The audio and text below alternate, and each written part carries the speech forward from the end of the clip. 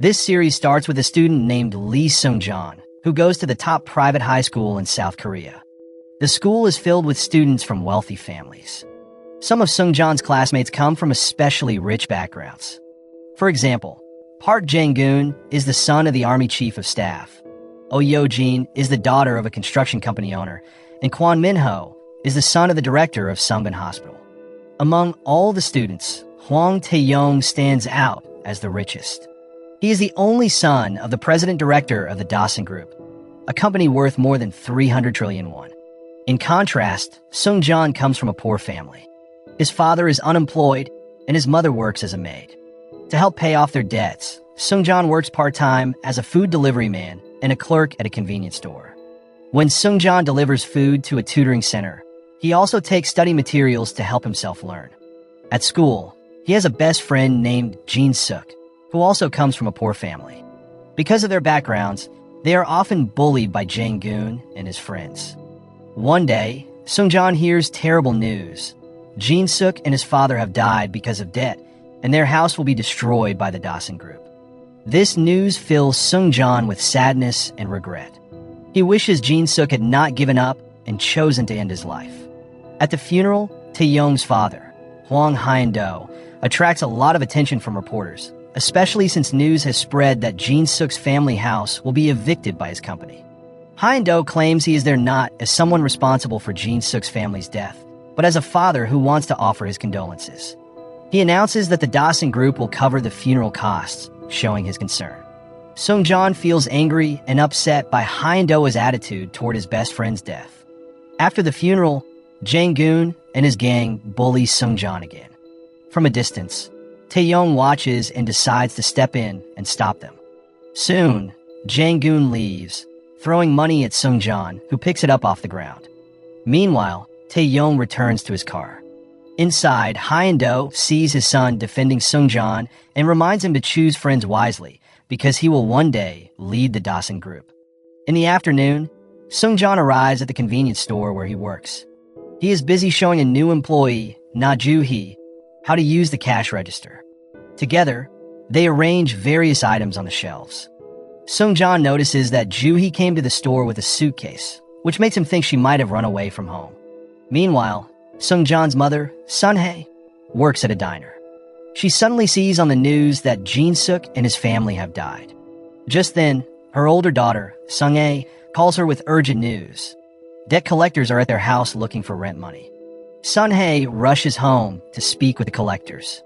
At the same time, Seung-cheon's father, Lee Jol, is hiding in a corner of their house.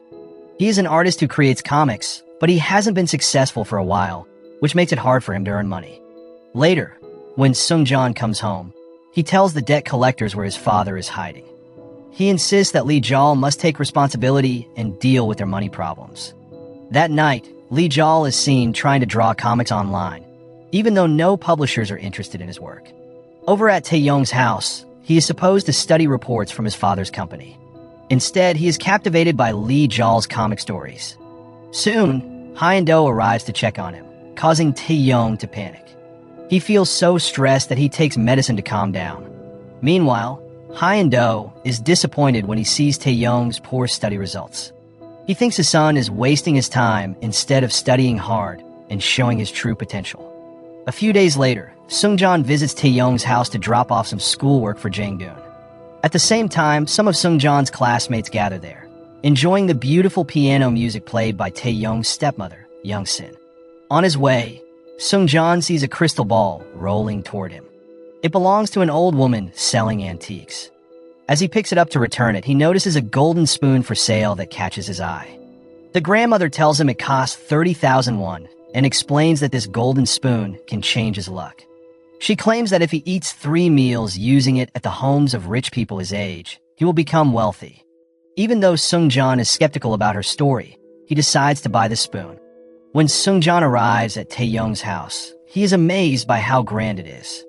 The house is big and filled with many servants, making him feel small in comparison. As he enters a room, he sees his friends hanging out with Tae-yong. Young-shin, the first to notice Seung-cheon, is surprised that Tae-yong is friends from a lower social class. After Seung-cheon gives Jae-gun an assignment, Tae-young embarrasses him by paying him in front of everyone, making Seung-cheon feel uncomfortable. Just as Seung-cheon is about to leave, Tae-young invites him to join them for lunch. During lunch, Seung-cheon's friends make fun of his father's job as an unknown comic artist. However, Tae-young is interested in his father's work because he enjoys reading comics online. Soon, the food arrives, and Seung-cheon decides to test the old woman's story about the golden spoon he bought. He hopes to see if it will bring him good luck. The next day, Seung-cheon researches information about the Dawson Group and finds Tae-young looking frustrated with his company reports. Seung-cheon approaches him and offers to help with a report for Tae-young's father. Tae-young's friends are surprised to see him working closely with Seung-cheon, who comes from a different background. However, Seung-cheon's intelligence helps him complete the report successfully. Even Hyun-do, Tae-young's father, is impressed by the work his son presents. Grateful, Tae-young invites Seung-cheon to a fancy restaurant and gives him some money as a thank you gesture. Meanwhile, Yeojin worries that Seung-cheon is taking advantage of Tae-young's kindness to make money. She thinks Seung-cheon might not be sincere. However, Tae-young believes that Seung-cheon really wants to help him and knows how to set boundaries while being friends. Yeojin then mentions Joo-hee, who got kicked out of school in England after causing some trouble. At the convenience store, Joo-hee is talking with Seung-cheon. She learns that he attends a prestigious school and is surprised when he tells her he got in through a scholarship.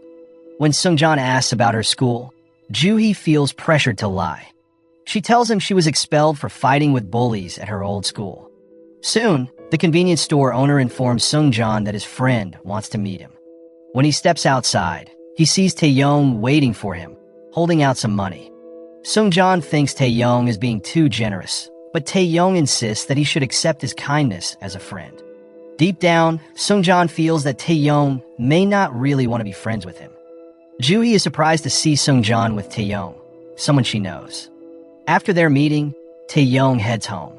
As he walks, he feels envious of Seung-cheon's carefree life. Tae-young's life is packed with busy schedules and obligations, leaving him no time for himself. Once he arrives in his room, Tae-young stares at a photo of his biological mother, feeling a deep sense of longing for her. Meanwhile, Seung-cheon invites Joo-hee to dinner after noticing that she is tired from work. As they talk, Joo-hee realizes that even though Seung-cheon seems cold, he is actually caring. She is impressed by how he is trying to help his family with their financial struggles. When she asks him about his goals, Seung-cheon explains that he works hard for his mother. He dreams of becoming rich so he can make her happy and buy her a nice apartment. The next day, the school announces the list of top students who can enter the university without taking the entrance exam.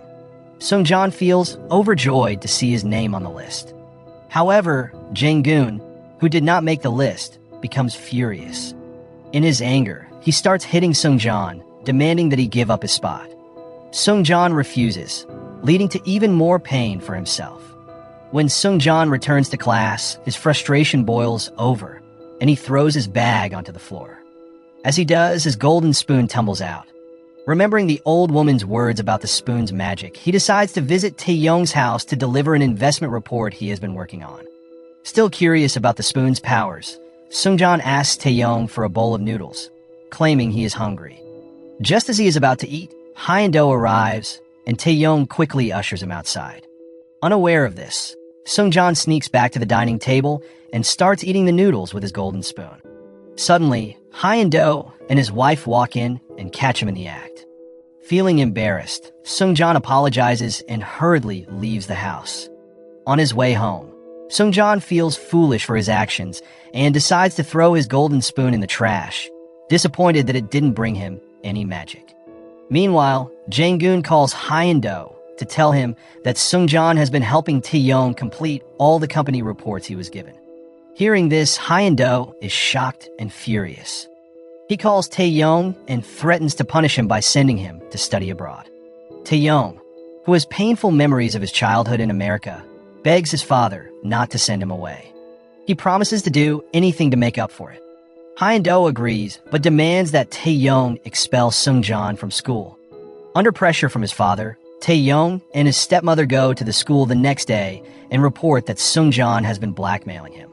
They present fake evidence, leading to Seung-cheon and his parents being summoned to the principal's office, where they are threatened with expulsion. Seung-cheon explains that the money he received was given willingly by Tae-yong. However, instead of defending him, Tae-yong turns against Seung-cheon. After the meeting, Lee Jol kneels before Tae-yong, begging for his son's forgiveness. Meanwhile, it is Juhi's first day at this new school. Many of her classmates are amazed to see her, knowing she is the daughter of a famous TV entrepreneur. She seems friendly with Yo-jin, who previously attended the same middle school.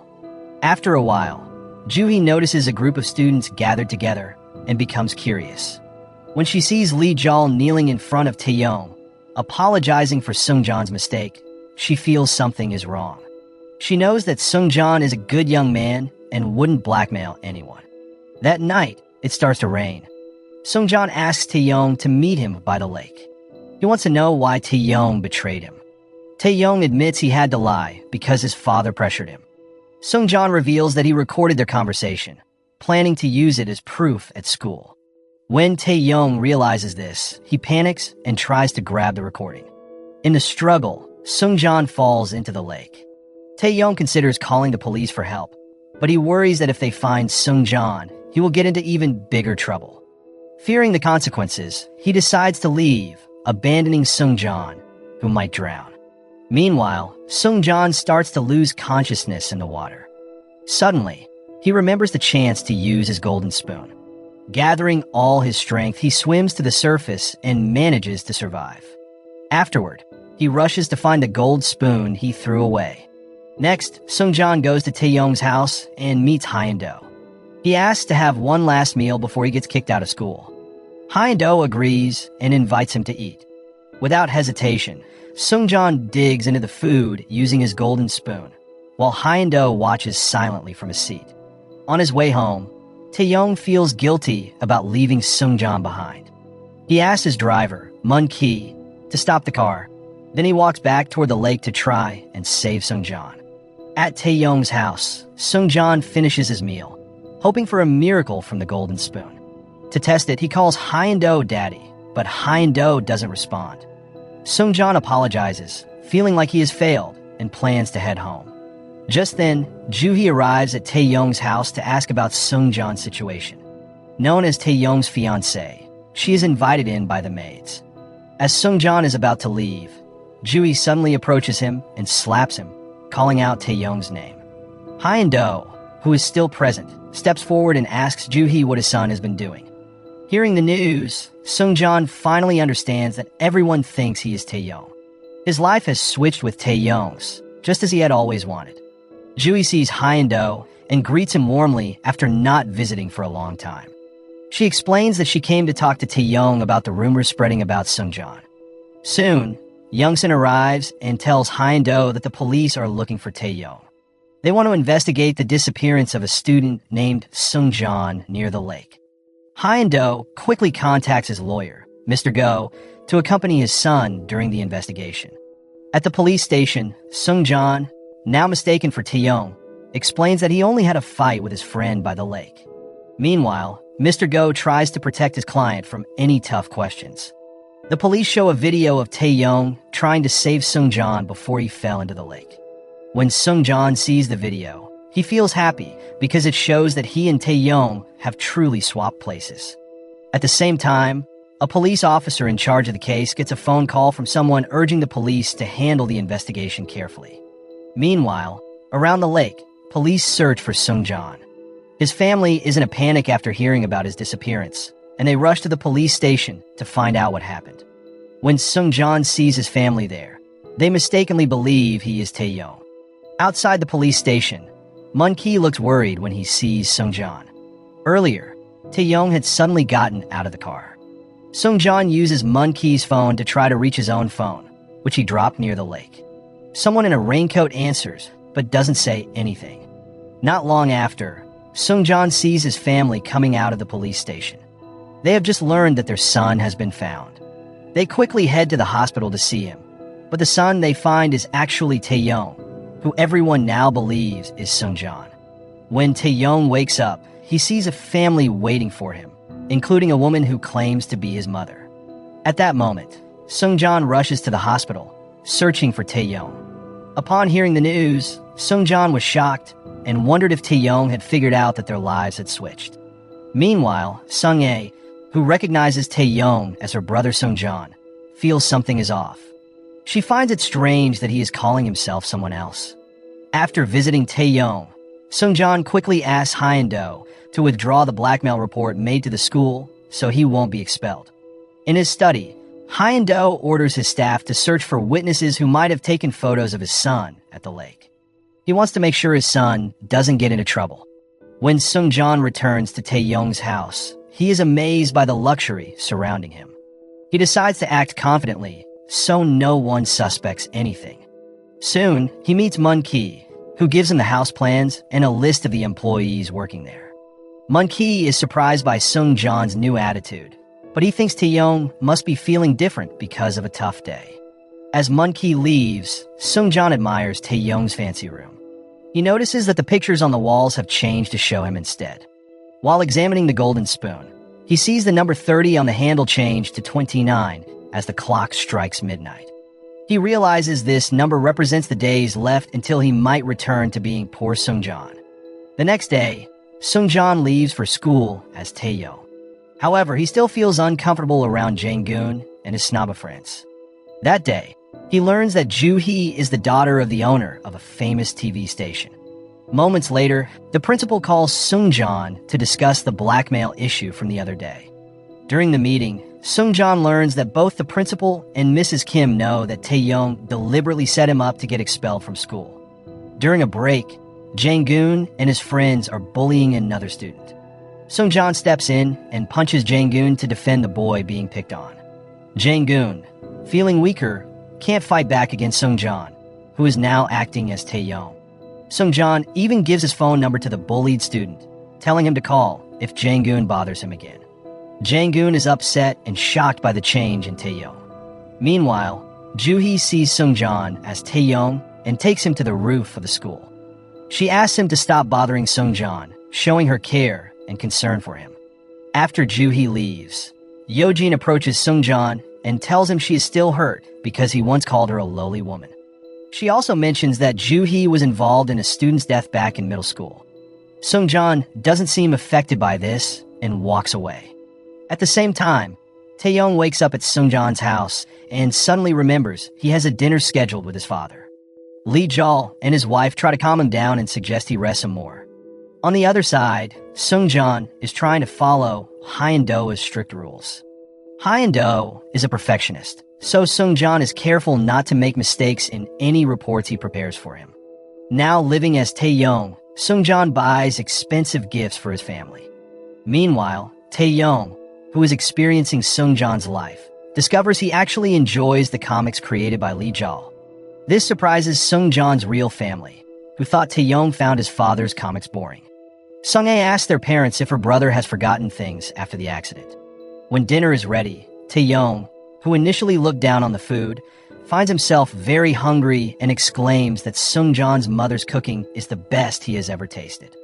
After finishing dinner, the Hwang family servants come to Seung-cheon's house to deliver gifts as an apology. Elsewhere, before having dinner with his son, Hyun-do reminds him not to waste money and hopes that Taeyong can become someone who is not influenced by wealth. Later that evening, during dinner, Seung-cheon discovers that Hyun-do has invited Joo-hee and her father, Na Sang-guk, to join them. He learns that Joo-hee is actually Taeyong's fiancée. Joo-hee shares that she wants to end her engagement with Taeyong because she wants the freedom to enjoy her life while still in school. After returning home with her father, her older stepbrother, Gum-sak, gets angry with her. He tells her that his company is facing bankruptcy because Hyun-do canceled his investment after Joo-hee broke off her engagement with Taeyong. Joo-hee's father tries to calm the situation and advises her to think carefully before making a final decision about ending her engagement. Meanwhile, when Seung-cheon returns to his room, he is surprised to find Young-sin going through his things. When caught, she claims she was only looking for school exam materials. After she leaves, Seung-cheon looks for his golden spoon and accidentally discovers a photo of Taeyong with his biological mother. At Jang-geun's house, he is getting punished by his father for cheating at school and failing to make the top student list. Jang-geun suspects that Seung-cheon reported him, and he plans to get back at Seung-cheon. The next morning, Sung-hae tries to convince her mother not to return all the luxury items they received the night before. However, since her father and brother agree to return them, she gives in and hands the items over to her mother. After breakfast, Tae-yong says goodbye to Seung-cheon's father as he leaves for school. Lee Jal gives him some pocket money, but Tae-yong thinks it's too little. Despite this, he thanks Lee Jal and walks to school. As Lee Jal returns home, he feels regret for not providing a better life for his family. When he sees a flyer for construction jobs, he decides to take it. Later, Sun-hae meets Seung-cheon at the Hwang family's house to return all the luxury items they were given. Although Seung-cheon, now wealthy, had prepared a check to pay off all his family's debts, Sun-hae refuses the money. She explains that money cannot buy their family's pride and asks him to stay away from them. Seung-cheon is left speechless, knowing his mother does not want to take advantage of anyone's kindness. At school, Seung-cheon, pretending to be Tae-yong, is welcomed back happily by his friends. Jui is also glad to see him after a long time. After school, she invites him to sit in a park to chat. Later, Jang-geun and his friends go to Tae-yong and ask him to come to his house. When they arrive, Jang-geun and his group start to beat Tae-yong badly. Meanwhile, Hyun-do is seen signing a document related to Tae-yong. At the same time, Jui is at a columbarium, unaware that a mysterious man is watching her. Seung-cheon arrives at the columbarium and rushes to Jin-suk's ashes to pay his respects to his best friend. Moments later, Seung-cheon gets a call from a friend who tells him that Jang-geun has taken Tae-yong away. Worried for Tae-yong's safety, he quickly heads to Jang-geun's house. When Seung-cheon arrives at Jang-geun's house, he starts fighting Jang-geun to make him stop bothering Tae-yong. He then takes Jang-geun's father's gun and uses it to scare Jang-geun. Outside, Mun-ki hears gunshots coming from inside the house. After the noise, Seung-cheon goes to Hyun-do's office to explain what happened at Jang-geun's house. Since Hyun-do is in a meeting, Seung-cheon waits in his study and starts reading the will, which states that all of Hyun-do's assets will not be given to Tae-yong. When Hyun-do enters the study, Seung-cheon tells him that he's caused a problem and assures him not to worry about it. Shortly after, Jang-geun's father calls Hyun-do, just as Seung-cheon expected. Seung-cheon listens as Hyun-do answers the phone according to his son's wishes. Later, Seung-cheon visits Jang-geun in the hospital, where he is being treated for an injured hand. Jang-geun's mother is angry at Seung-cheon for hurting her son. However, she stops when Seung-cheon explains that he didn't shoot Jang-geun. Instead, Jang-geun injured his hand by falling in shock after hearing the gunshot. Seung-cheon then mentions that Jang-geun often bullies other students at school, and he wants to teach him a lesson. He warns Jang-geun's mother that if they want to dispute the shooting incident, he will tell the police that Jang-geun's father owns a gun illegally. Soon after, Seung-cheon drives Tae-yong home, noticing that he looks scared. Mun-ki, who is with them, points out that Tae-yong has a habit of biting his nails when he feels anxious, reminding them of his young master's nervousness. Seung-cheon's kindness makes Tae-yong feel grateful. However, Seung-cheon explains that he feels guilty because Tae-yong had to take his place and was beaten up by Jang-geun. When they arrive at Seung-cheon's family home, they find the landlord waiting. The landlord kicks Seung-cheon's family out for being behind on rent for 3 months. Lee Jal tries to negotiate with the debt collectors, asking to let his family stay and promising to repay the rent. He even offers to clean the landlord's shoes for 20,000 won. From a distance, Seung-cheon watches his father cleaning the landlord's shoes and feels embarrassed. He decides to leave. On his way home, he thinks that switching lives was the right choice because he is ashamed of having such a useless father. He also feels pressured to find a way to change Hyun-do as well. At the convenience store, Jui rushes in, late for her shift. Meanwhile, the man who followed her to the columbarium watches her from across the street, showing a dislike for her. At the hospital, Jang-geun is upset after hearing that the Dawson Group's fortunes are improving. In frustration, he turns off the television. Yo-jin, who is there with him, excitedly talks about Tae-yong's birthday coming up next week, which annoys Jang-geun even more. She also mentions that Tae-yong and Seung-cheon share the same birthday, calling it a strange coincidence. The next day, Lee Jal is forced to work as a laborer on an eviction project. dealing with residents who are opposed to being moved. The project manager scolds Lee Jal, who looks nervous while doing the demolition work. Lee Jal hides his new job from his wife, telling her that he works at a publishing house as a comic artist. Meanwhile, Sun-hae is busy searching for a new place for their family in case they have to move. At night, Lee Jal is resting when he accidentally meets a man named Jong Weenum, who has been following Juhee. Weenum had recently been released from prison after his life fell apart when he lost his daughter 5 years ago. Lee Jal finds Weenum's wallet, which has a photo of his daughter inside, but Weenum quickly snatches it back. 1 week later, Lee Jal finally receives his paycheck and plans to buy a birthday cake for Seung-cheon. Meanwhile, Seung-cheon, now living as Tae-yong, is at Tae-yong's house enjoying various luxurious gifts from Hyun-do's family and friends. Mun-ki carries a stock certificate to give to Hyun-do at the birthday party. At the same time, Juhee is trying to find the address of Seung-cheon's family home. She asks an old woman who sells antiques for directions. The old woman surprisingly knows Seung-cheon and provides the address. The old lady also gives Juhee a letter to deliver to Seung-cheon's friend, Tae-yong. Juhee takes the letter without questioning it. At Seung-cheon's family home, Sun-hae is busy cooking seaweed soup for her son's birthday. Although Tae-yong has never eaten seaweed soup on his birthday, he feels grateful to have a mother who loves him so much. He even refuses to take money from Sun-hae, saying that a mother's love is the most valuable thing he can receive. Sun-hae is overjoyed to hear this, as she thought her son would forget her love as he grew older. Suddenly, they are surprised by Juhee's arrival, who wishes Seung-cheon a happy birthday and gives him a gift. Meanwhile, Seung-cheon, now in Tae-yong's life, is enjoying a lavish birthday party with Hyun-do's family and friends. He presents Hyun-do with the stock certificate, which he bought with his pocket money. Seeing his son interested in business makes Hyun-do feel proud. Sang-guk is also surprised by how much Tae-yong has changed from being lazy to enthusiastic. Shortly after, Sang-guk calls Juhee and invites her to the birthday party. Seung-cheon greets all of Hyun-do's business associates, checking the list of names he prepared earlier to study. Not long after, Yeojin approaches Seung-cheon, noting that the Tae-yong she knows seems very different. He greets businessmen by their full names and has even prepared a gift for his father. Yeojin finds it strange that Tae-yong is now inviting schoolmates who are not close friends. Ji, under pressure from her father, finally arrives at the party. When she sees Tae-yong, whom she knows as Seung-cheon, she is surprised.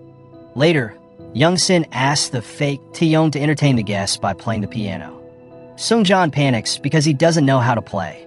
Suddenly, however, Tae-yong, now known as Seung-cheon, starts playing the piano beautifully, impressing everyone with his skill.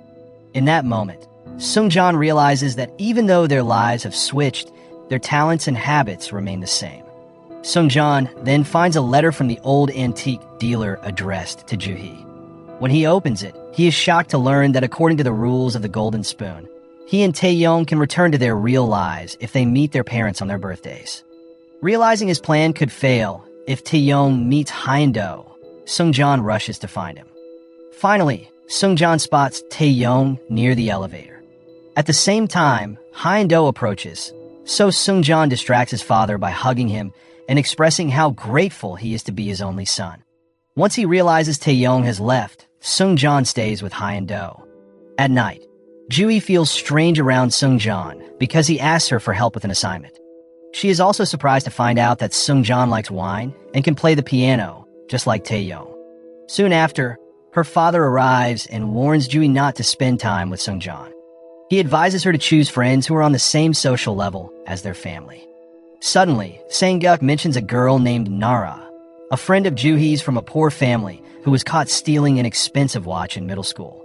Juhee feels upset because her father brings up this painful memory, especially since Nara has passed away. At home, Young-sin complains that she was annoyed by Seung-cheon's piano playing at Tae-yong's birthday party. She expresses her dislike for Tae-yong being so close to Seung-cheon. Hyun-do then talks about his will, stating that the heir to his company doesn't have to be his son. He believes the heir should be someone who can protect his wealth and the Dawson Group. After their conversation, Young-sin makes a phone call. Meanwhile, Seung-cheon, just arriving in his room, feels worried because the letter about the golden spoon from the old antique dealer has gone missing. He realizes that the letter probably fell at the party while he was searching for Taeyong.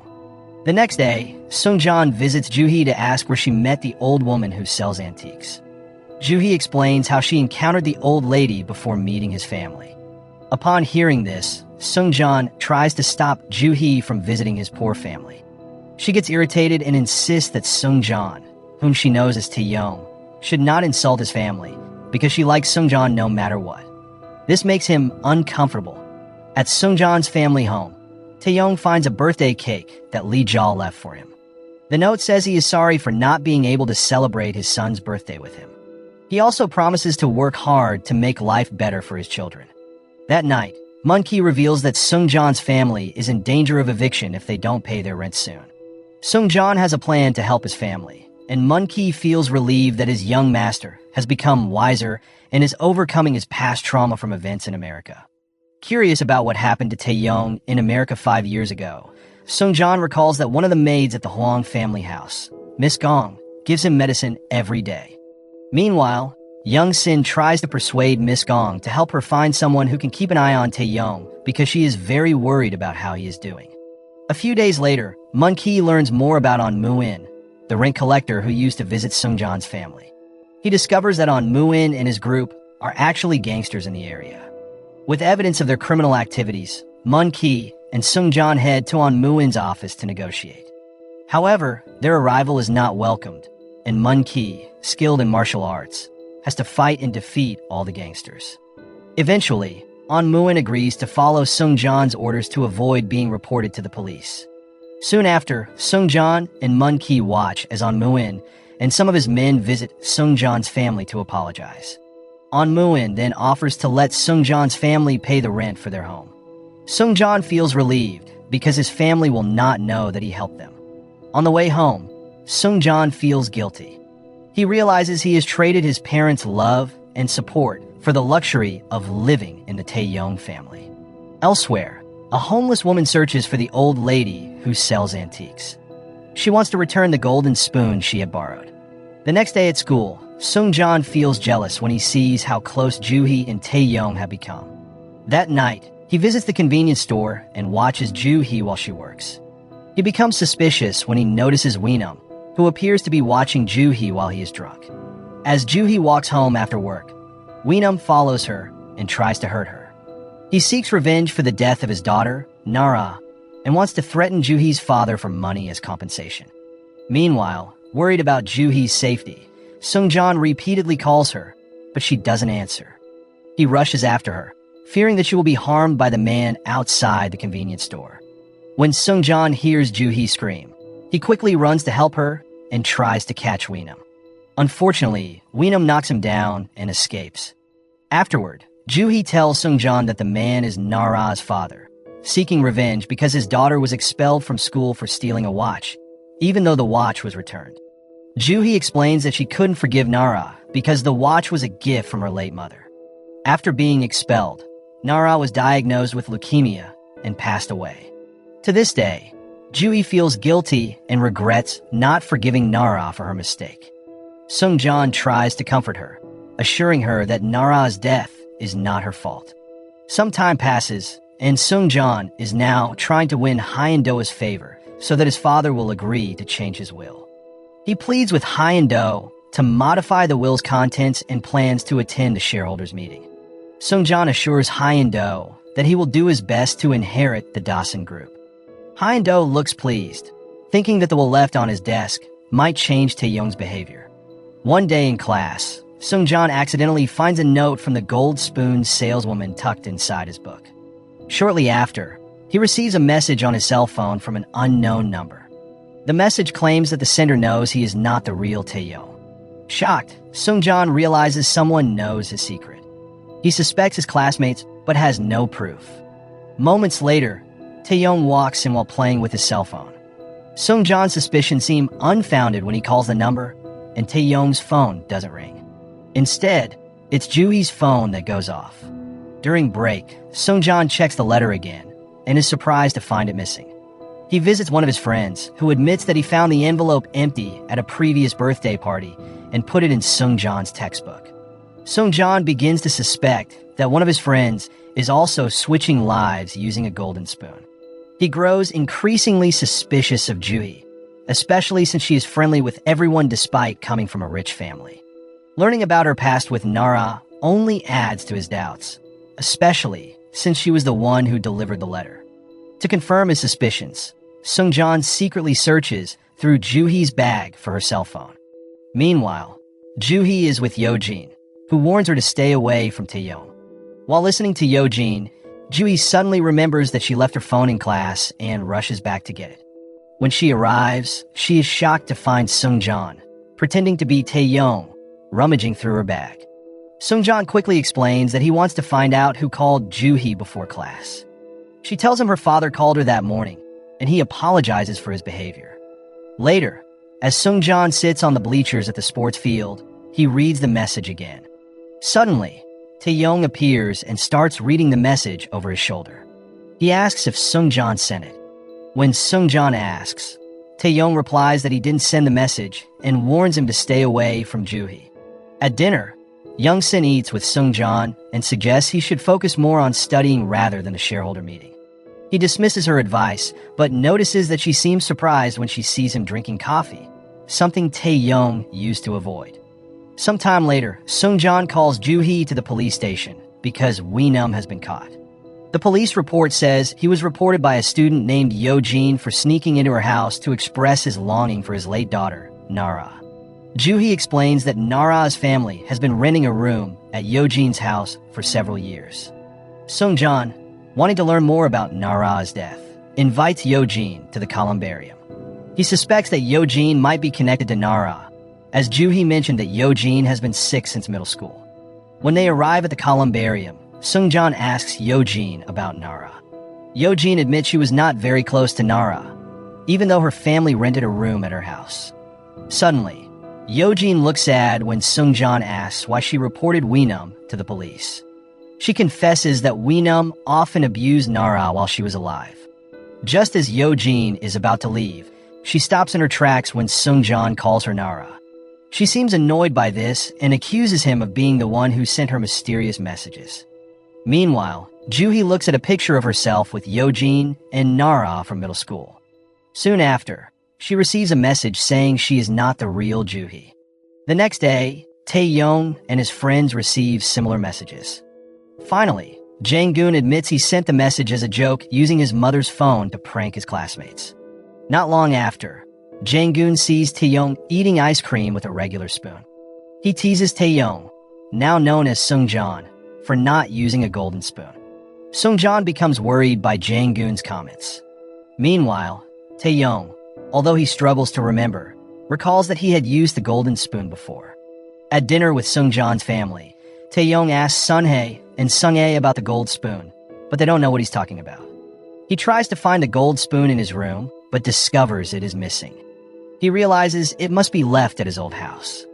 The next day, Seung-cheon, accompanied by Mun-ki, goes to meet On Mu-in to buy an apartment for his real family, as he has only 7 days left to change lives. As they leave, someone is secretly watching them and reports this to Young-sin, who is waiting for someone to arrive. On his way home, Seung-cheon encounters a protest against evictions blocking the road. He is shocked to see his real father, Lee Jol, among the eviction workers. He stops the car and gets out to meet Lee Jol. Seung-cheon approaches Lee Jol, who is being treated harshly by his superiors. Lee Jol recognizes him as Tae-yong and asks him to keep their meeting a secret from his family. Seeing his father working as a laborer makes Seung-cheon very sad. He feels sorry for him and disappointed with his father's situation. Just then, Joo-hee invites him to dinner, which lifts his spirits. She treats him with her earnings from working at the convenience store as a thank you for all the help he has given her.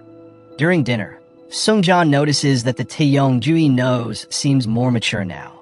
From their conversation, he learns that 5 years ago, Tae-yong experienced a traumatic shooting incident in America that left him with a panic disorder. They continue their chat over coffee in the garden, discussing their engagement. Suddenly, Joo-hee suggests that they should cancel the engagement when they turn 20. Seung-cheon, however, refuses to accept this because he likes her and wants to win her heart. Meanwhile, Taeyong visits the Huang family's house to check if his gold spoon was left there. When he arrives, he meets Young-sin and asks if he can wait for Seung-cheon, who is also known as Taeyong. As Young-sin accompanies Taeyong, she is surprised to see that the young man she knows as Seung-cheon enjoys drinks, speaks French fluently, and plays the piano just like Taeyong. Young-sin offers to have dinner together, but Taeyong declines, saying he is not used to eating at other people's homes. This surprises her, because Seung-cheon had eaten there several times before. Taeyong, thinking he is Seung-cheon, waits in Taeyong's room and starts searching for the gold spoon.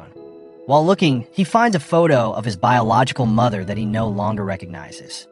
On the other hand, Seung-cheon, knowing that Taeyong is in his room, feels panicked and rushes there. He is angry and snatches the gold spoon from Taeyong's hands, scolding him for searching through other people's things without permission. Taeyong thinks Seung-cheon is overreacting and decides to leave. As he steps outside, Taeyong encounters Hyun-do, which triggers his panic attack. He quickly excuses himself and heads home. On the way, his panic worsens, and he tries to call Lee Jal, who is at work. Soon, Lee Jal arrives to meet him at a pedestrian bridge. Seeing his son lying there, helpless, Lee Jal helps him regulate his breathing so he can calm down. Meanwhile, Young-sin tells Hyun-do about Seung-cheon's behavior, which is very similar to Taeyong's. She shows him proof that an apartment has been purchased in Taeyong's name, making her worry that Seung-cheon is taking advantage of Taeyong. Hearing this, Hyun-do calls Mun-ki to discuss the search for witnesses to the fight at the lake. Mun-ki reports that the police are still having trouble finding witnesses. Hyun-do suspects that Mun-ki is hiding the friendship between Taeyong and Seung-cheon since he didn't mention the apartment purchase. That night, Yo-jin watches Weenum, who is about to be transferred to prison, and calls him Daddy. This confirms Seung-cheon's suspicion that Yo-jin is involved with the golden spoon. She is also a witness who saw Seung-cheon and Taeyong fighting at the lake. To destroy evidence, she throws Seung-cheon's cell phone into the lake and takes Taeyong's phone. Meanwhile, at Hyun-do's house, Young-sin's younger brother, Jun-tae, returns from America and greets Hyun-do and Seung-cheon. However, Hyun-do doesn't seem very fond of him. One day, Seung-cheon discovers that Jun-tae has a bad temper. Jun-tae strangles him, claiming that Seung-cheon is being rude by looking directly at him. Seung-cheon realizes that, like his father, Taeyong is also under pressure from his abusive uncle. Because of this, he plans to return to his old house. However, when he sees that his family seems to be doing fine without him, he decides to leave. Meanwhile, Sung-ae tells her family that she has been offered an apartment that Taeyong's chauffeur, Mun-ki, can rent at a low price. Hearing this makes Taeyong suspicious. He wonders if Mun-ki is acting on orders from Seung-cheon, who is now known as Taeyong. On the other hand, Lee Jal admires Taeyong's drawing talent. A few days later, he returns to work on a demolition project. However, this project is disrupted by riots as residents protest the evictions, injuring several workers, including him. At another location, Seung-cheon prepares to go to school while checking the number on his gold spoon. He realizes that today is the last day he will exchange fortunes with Taeyong. At school, he encounters Taeyong and is shocked to learn that the apartment Mun-ki offered to Sung-ae actually belongs to him. Seung-cheon thinks Taeyong is foolish for not wanting wealth. Taeyong insists that he will not change his parents, even though they are poor. Suddenly, Joo-hee arrives with Taeyong's cell phone, which keeps ringing in the classroom. When they find out that Lee Jal is in the hospital, they hurry to go see him. Upon arriving at the hospital, Seung-cheon rushes to his father and calls out to Lee Jal as dad. Just then, Hyun-do appears from behind the curtains, making Seung-cheon worry that someone will discover his secret. Meanwhile, Yo-jin is seen looking at the missing letter from Seung-cheon. She keeps it in a safe along with her golden spoon. Years ago, Yo-jin, living as Nara, had to endure life with her abusive, drunken father, Weenum, while the real Yo-jin suffered from leukemia. One day, Nara encounters an old woman who sells gold spoons. In a surprising twist, Nara's life is exchanged for Yo-jin's, meaning that Yo-jin, who has been sick, must now die as Nara takes her place.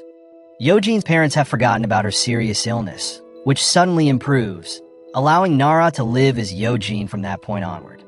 Meanwhile, in the hospital, Seung-cheon tries to cover up his actions so that Hyun-do doesn't become suspicious of him. He claims he heard about Hyun-do being hospitalized and was worried, thinking that Hyun-do was the one who was sick. After Hyun-do takes him home, Seung-cheon insists on staying to help improve the public image of Hyun-do as company, especially since many reporters are covering Lee Jol's situation. Seung-cheon's wise attitude impresses Hyun-do and Mr. Go, who notice the changes in the Taeyong they know. As Taeyong, Seung-cheon knows he cannot get too close to Lee Jol in front of his family. Suddenly, Lee Jol's condition worsens, and he needs surgery. Seung-cheon feels guilty, thinking this is a punishment for choosing wealth over his family. Feeling sad, Seung-cheon returns to the Hyun-do residence, intending to leave with some money. However, Juntae blocks his way and takes the gold spoon that Seung-cheon brought. They end up fighting, causing the money Seung-cheon had to scatter across the floor. After the struggle with Juntae, Seung-cheon sees the old woman who sells gold spoons again.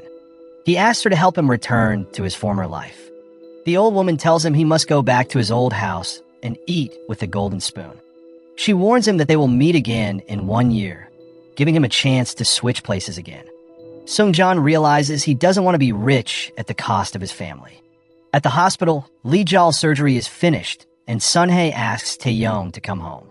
Taeyong agrees, but as he prepares to leave, he notices that his mother's socks have holes in them. He decides to buy her new socks. Meanwhile, Sunhae arrives home and is surprised to see Seung-cheon eating rice without any side dishes. When she calls him Seung-cheon, he feels relieved. Seeing her brother in distress, Sunhae hugs Seung-cheon and tries to comfort him. Just then, Taeyong returns with the new socks and is confused about why Seung-cheon is there. Seung-cheon then rushes to the hospital to see his father. He finds Lee Jol awake and embraces his mother, apologizing. Soon after, he learns that his father has regained consciousness, and he feels a wave of happiness wash over him. The next day, Jui brings Seung-cheon food and a motivational book. This makes him happy because he feels noticed for who he really is. Meanwhile, Taeyong is back in his luxurious life and dreams of having breakfast with his mother. However, it is Moon-ki who wakes him up instead. Taeyong struggles to believe that his mother has died, especially since he had just begun to feel her love again. At breakfast, Hyun-do asks about the apartment Taeyong bought earlier.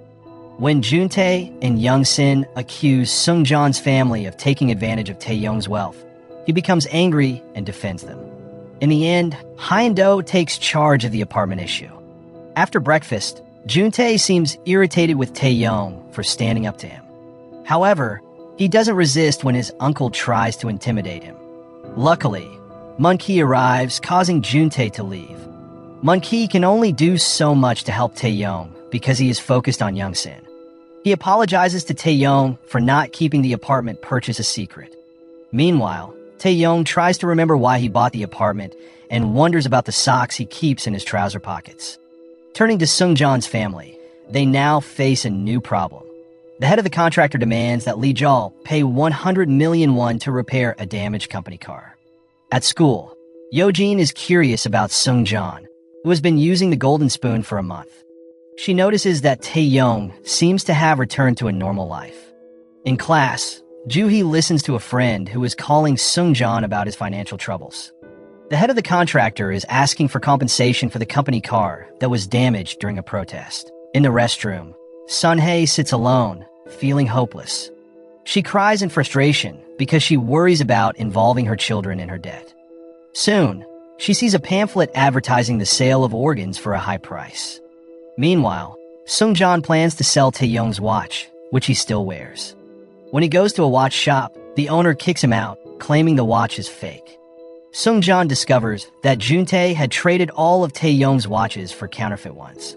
Disappointed, he finally throws the watch in the trash. The next day, Sunhae is at the hospital for a medical examination before her operation to sell her kidney.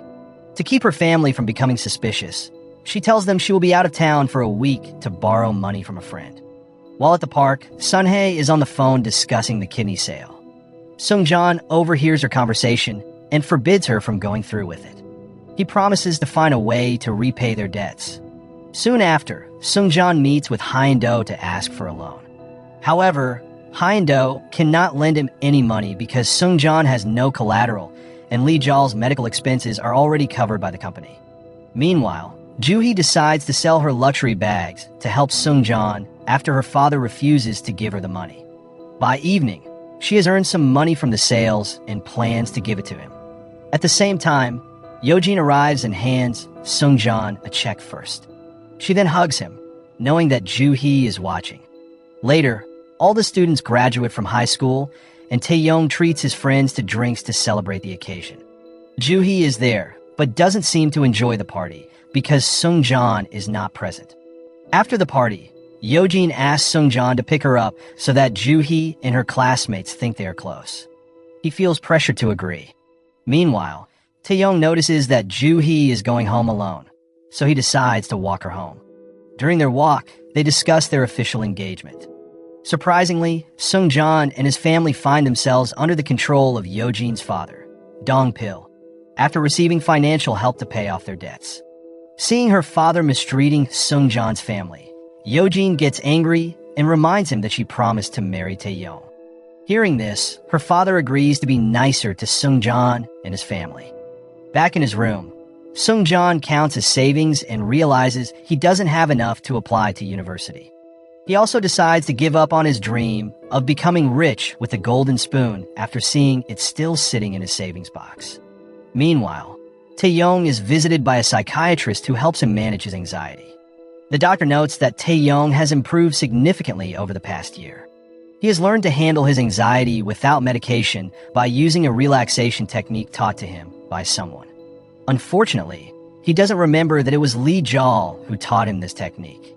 At Taeyong's house, Joo-hee visits Young-sin to congratulate her on the release of her new album. Soon after, Yeojin arrives with Seung-cheon to join in the celebration. When Seung-cheon sees Joo-hee there, he quickly says goodbye. Yeojin's closeness to Seung-cheon makes Young-sin curious. However, she admits that she has always seen Seung-cheon as her chauffeur. Joo-hee then scolds Yeojin for belittling Seung-cheon in front of others. She reminds Yeojin that she used to be a good person who never discriminated against friends. Yeojin finally tells Joo-hee that Seung-cheon's family has been living at her house and calls him shameless for doing anything for money. Just then, Seung-cheon and Taeyong arrive and overhear the conversation. Seung-cheon admits that he has been avoiding Joo-hee because he likes her but feels unworthy to be by her side.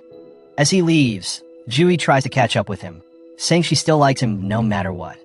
Meanwhile, Hyun-do, while playing golf, accidentally sees Sang-guk and his daughter arguing about company matters. This makes Hyun-do consider investing in Sang-guk's company. One day, Joo-hee meets Taeyong, who wants to see Seung-cheon at Yeojin's place. Unfortunately, Seung-cheon is at the lake with Yeojin. From Yeojin's confession, Seung-cheon learns that she is Nara, who used a golden spoon to change her fate. Even though he has lived as Taeyong, Seung-cheon decides he does not want to use the golden spoon again. Suddenly, Yeojin takes Seung-cheon's golden spoon and throws it into the lake. He is shocked and upset by her actions. Meanwhile, while waiting for Yeojin, Taeyong and Joo-hee accidentally find a golden spoon in Yeojin's room. At the lakeside, Yeojin admits that the spoon she threw away was fake and that the real gold spoon is still in her room. Seeing Seung-cheon's reaction to losing the spoon, Yeojin offers him a plan. He can use the golden spoon again to switch lives with Taeyong and then marry her. With the wealth they gain, they could enjoy life together. Seung-cheon feels annoyed by her suggestion, but Yeojin asks him to consider it. In Yeojin's room, Taeyong is curious about the golden spoon since Seung-cheon has one too. Moments later, Taeyong and Joo-hee are hosted by Dong-pil. They are shocked to see Seung-cheon's parents working for Yeojin's family, cooking and cleaning the house without pay because they borrowed money from Yeojin's family to settle their debts. Taeyong reminds Dong-pil not to mistreat Seung-cheon's family.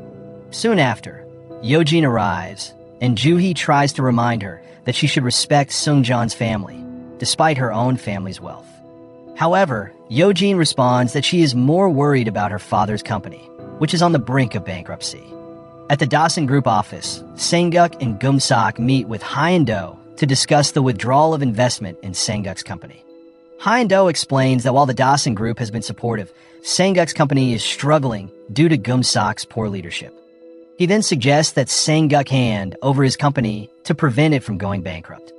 Sang-guk feels offended by this suggestion, especially since he had defended Taeyong when he was in trouble in America.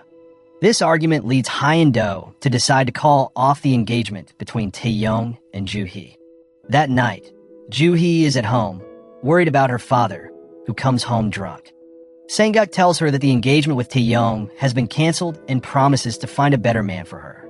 Meanwhile, Lee Jol and his wife are arguing. Sun-hae is frustrated with her husband for only drinking and not finding solutions to their problems, which allow Yo-jin's family to take advantage of them. Hearing his parents fight, Seung-cheon decides he needs to take action.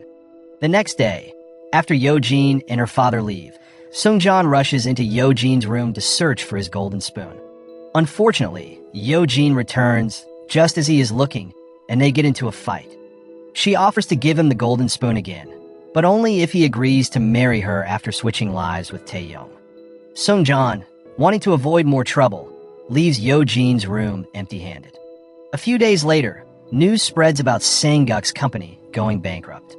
Seung-cheon asks Joo-hee to hang out with him to cheer her up. Despite her problems, she feels better as long as Seung-cheon is by her side. Meanwhile, Yo-jin tells her father to kick Seung-cheon's family out of their home. She hopes that this will make Seung-cheon desperate enough to agree to her demands. Dong-pil then informs Seung-cheon's family that they must leave his house within 10 days if they cannot pay off their debt. In front of his children, Lee Jol promises to find a way to repay Dong-pil and secure a new place for them to live. Meanwhile, Sung-hae is searching for loan money to buy shares that she believes will bring quick profits. One day, Taeyong learns that his father has called off his engagement with Joo-hee. Hyun-do explains that the engagement is not financially beneficial for the Dawson Group. Disappointed by his father's focus on money, Taeyong declares that he will still fight for Joo-hee, as she has been a lifesaver for him. Unbeknownst to them, Young-sin and Jun-tae are eavesdropping on the conversation. Young-sin tells Jun-tae that he should quickly enter Hyun-do's company so he can start controlling the wealth of the Dawson Group. As Taeyong walks away, he continues to think about Joo-hee. Suddenly, memories of his time in America flood back, triggering his anxiety. Mun-ki notices Taeyong's struggle and pulls over when he sees Taeyong having difficulty breathing. Meanwhile, Sun-hae is out with Dong-pil, who tries to seduce her. He suggests that her family's debt could be cleared if she agrees to do something she finds unacceptable. Dong-pil has had feelings for Sun-hae for a long time and keeps trying to persuade her. Realizing that the meeting is not what she expected, Sun-hae quickly refuses and leaves him, taking a bus. At the publisher's office, Lee Jol has found a job drawing adult comic stories. He tries to call Sun-hae to share the news, but she doesn't answer. Worried, he decides to visit her workplace. When he arrives, he learns that Sun-hae is not there, so he assumes she is looking for a loan from a friend. On the other hand, Seung-cheon visits Jin-suk's empty house. Suddenly, a homeless woman breaks in, and feeling sorry for her, Seung-cheon gives her some money. He hears the woman mention that she is searching for gold spoons and has been looking for the old lady who sells them for years. Later, Seung-cheon sees Dong-pil trying to seduce his mother outside Yo-jin's house. Furious, he plans to teach Yo-jin's father a lesson. Just then, Yo-jin arrives and stops him, warning that it could lead to more trouble, and Seung-cheon reluctantly agrees to back down. Frustrated, Seung-cheon spends the evening drinking at a tavern. He regrets not taking Taeyong's original watch when they switch places. He thinks that if he had another chance to switch, he wouldn't waste it. While he is drunk, he believes he sees the old woman selling gold spoons in front of him, who tells him that he can use the golden spoon again. Meanwhile, Taeyong searches the internet for information about a traumatic event from his time at school in America. Unable to find anything useful, Mun-ki suggests that Young-sin might still have a copy of the article related to the incident. With Mun-ki's help, Taeyong manages to retrieve the copy without raising Young-sin's suspicions. Once he has it, he finds an article about a student named James. When it's safe, Taeyong asks Mun-ki to help him find a reporter named Lee Chul-sung, who wrote the article. At the convenience store, Seung-cheon is shocked to hear that the stock he invested in has dropped in price. Angry and frustrated, he believes the only way to get money is to trade his life with Taeyong. Soon after, Seung-cheon meets Yeojin, who is hanging out with her friends. He asks her for his golden spoon. Meanwhile, his family has been kicked out of Dongpil's house and is temporarily living separately. With the golden spoon in his possession, Seung-cheon feels torn. He decides to visit the church where Joo-hee used to pray.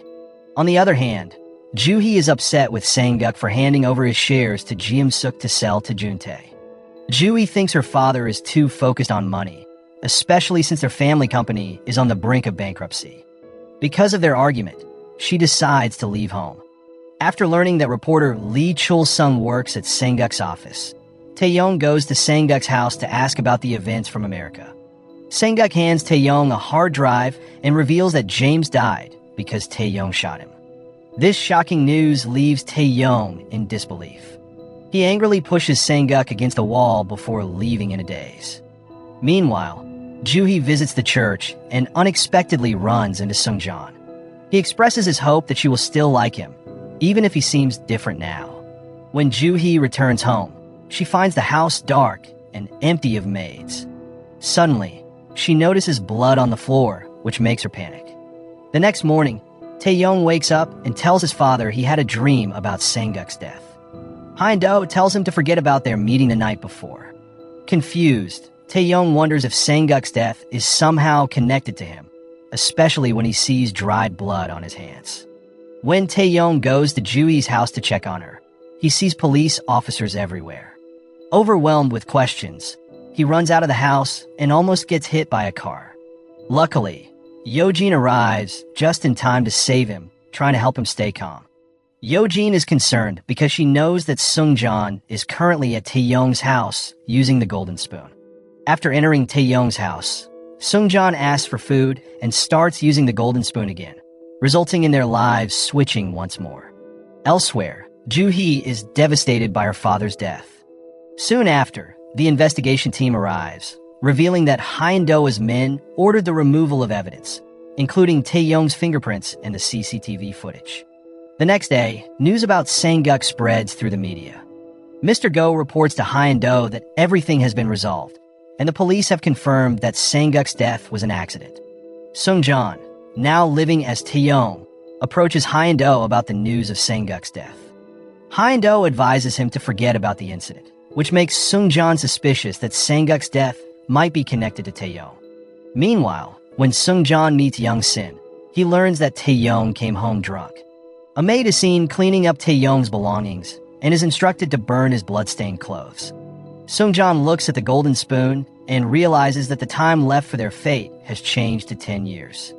Han-do warns Mun-ki for failing to protect Taeyong on multiple occasions and tells him not to make the same mistake again.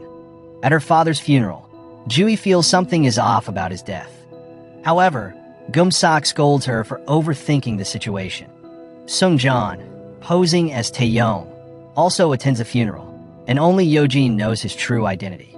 Seung-cheon feels jealous of Taeyong again because Joo-hee seems closer to him. After a disagreement about Joo-hee's brother taking control at the funeral, Seung-cheon decides to leave. Soon after, Seung-cheon learns that Jun-tae is buying shares of Sang-guk's company. He quickly orders Mun-ki to find out where Jun-tae got the money. He also asks Mun-ki to investigate Dongpil's business. It doesn't take long for Mun-ki to discover that Dongpil's company has been involved in tax evasion for years. Elsewhere, Sung-hae gets a promotion at her job. Lee Jal receives a call from a famous comic company, and Sun-hae manages to get a loan big enough to buy a house. From a distance, Seung-cheon is determined to return to his family once he earns 100 billion won. When Yeojin learns that the police are investigating her father's company for tax evasion, she realizes that Seung-cheon is behind it. She becomes angry because he refuses to cooperate with her and is still angry at Dongpil, who kicked his family out. Meanwhile, Jun-tae feels satisfied after gaining control of part of Sang-guk's company's shares and informs Han-do of his success. At the same time, Seung-cheon meets a man named Alex Bu, who financed Jun-tae's stock purchases. Seung-cheon asks Alex to choose the more advantageous side. He reminds Alex that Jun-tae is just Han-do's brother-in-law, while he is Hyun-do's son and will become the heir to the Dasan Group. Not long after, Jun-tae hears that Alex Bu has withdrawn his investment. This shows that Alex is more in favor of Hyun-do's son. Meanwhile, Ju-hee, curious about her father's death, tries to ask the maid who used to work at their house about the last person her father saw. However, the maid doesn't share any information because she has been bribed by Mr. Go, especially with Tae-young's arrival. That night, Hyun-do is unaware that Seung-cheon, now pretending to be Tae-young, has convinced Alex Bu to withdraw his money, which frustrates Jun-tae. Seung-cheon explains that he did this to reduce public suspicion regarding reports that Hyun-do caused Sang-guk's company to go bankrupt. Seeing Tae-young's strange behavior as he starts discussing the company, Young-sin grows curious about what has happened to him. The next day, Ju-hee asks Hyun-do for help in investigating her father's death. Instead of assistance, Hyun-do offers her a check, which she firmly refuses.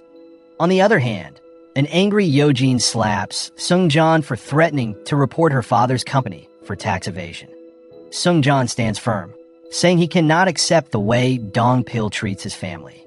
Unbeknownst to them, Jun-tae is watching their argument through a CCTV camera and knows that Hyun-do has deleted some recordings. After Sang-guk's death, Gum-sok tells Ju-hee that their father did not leave her any inheritance.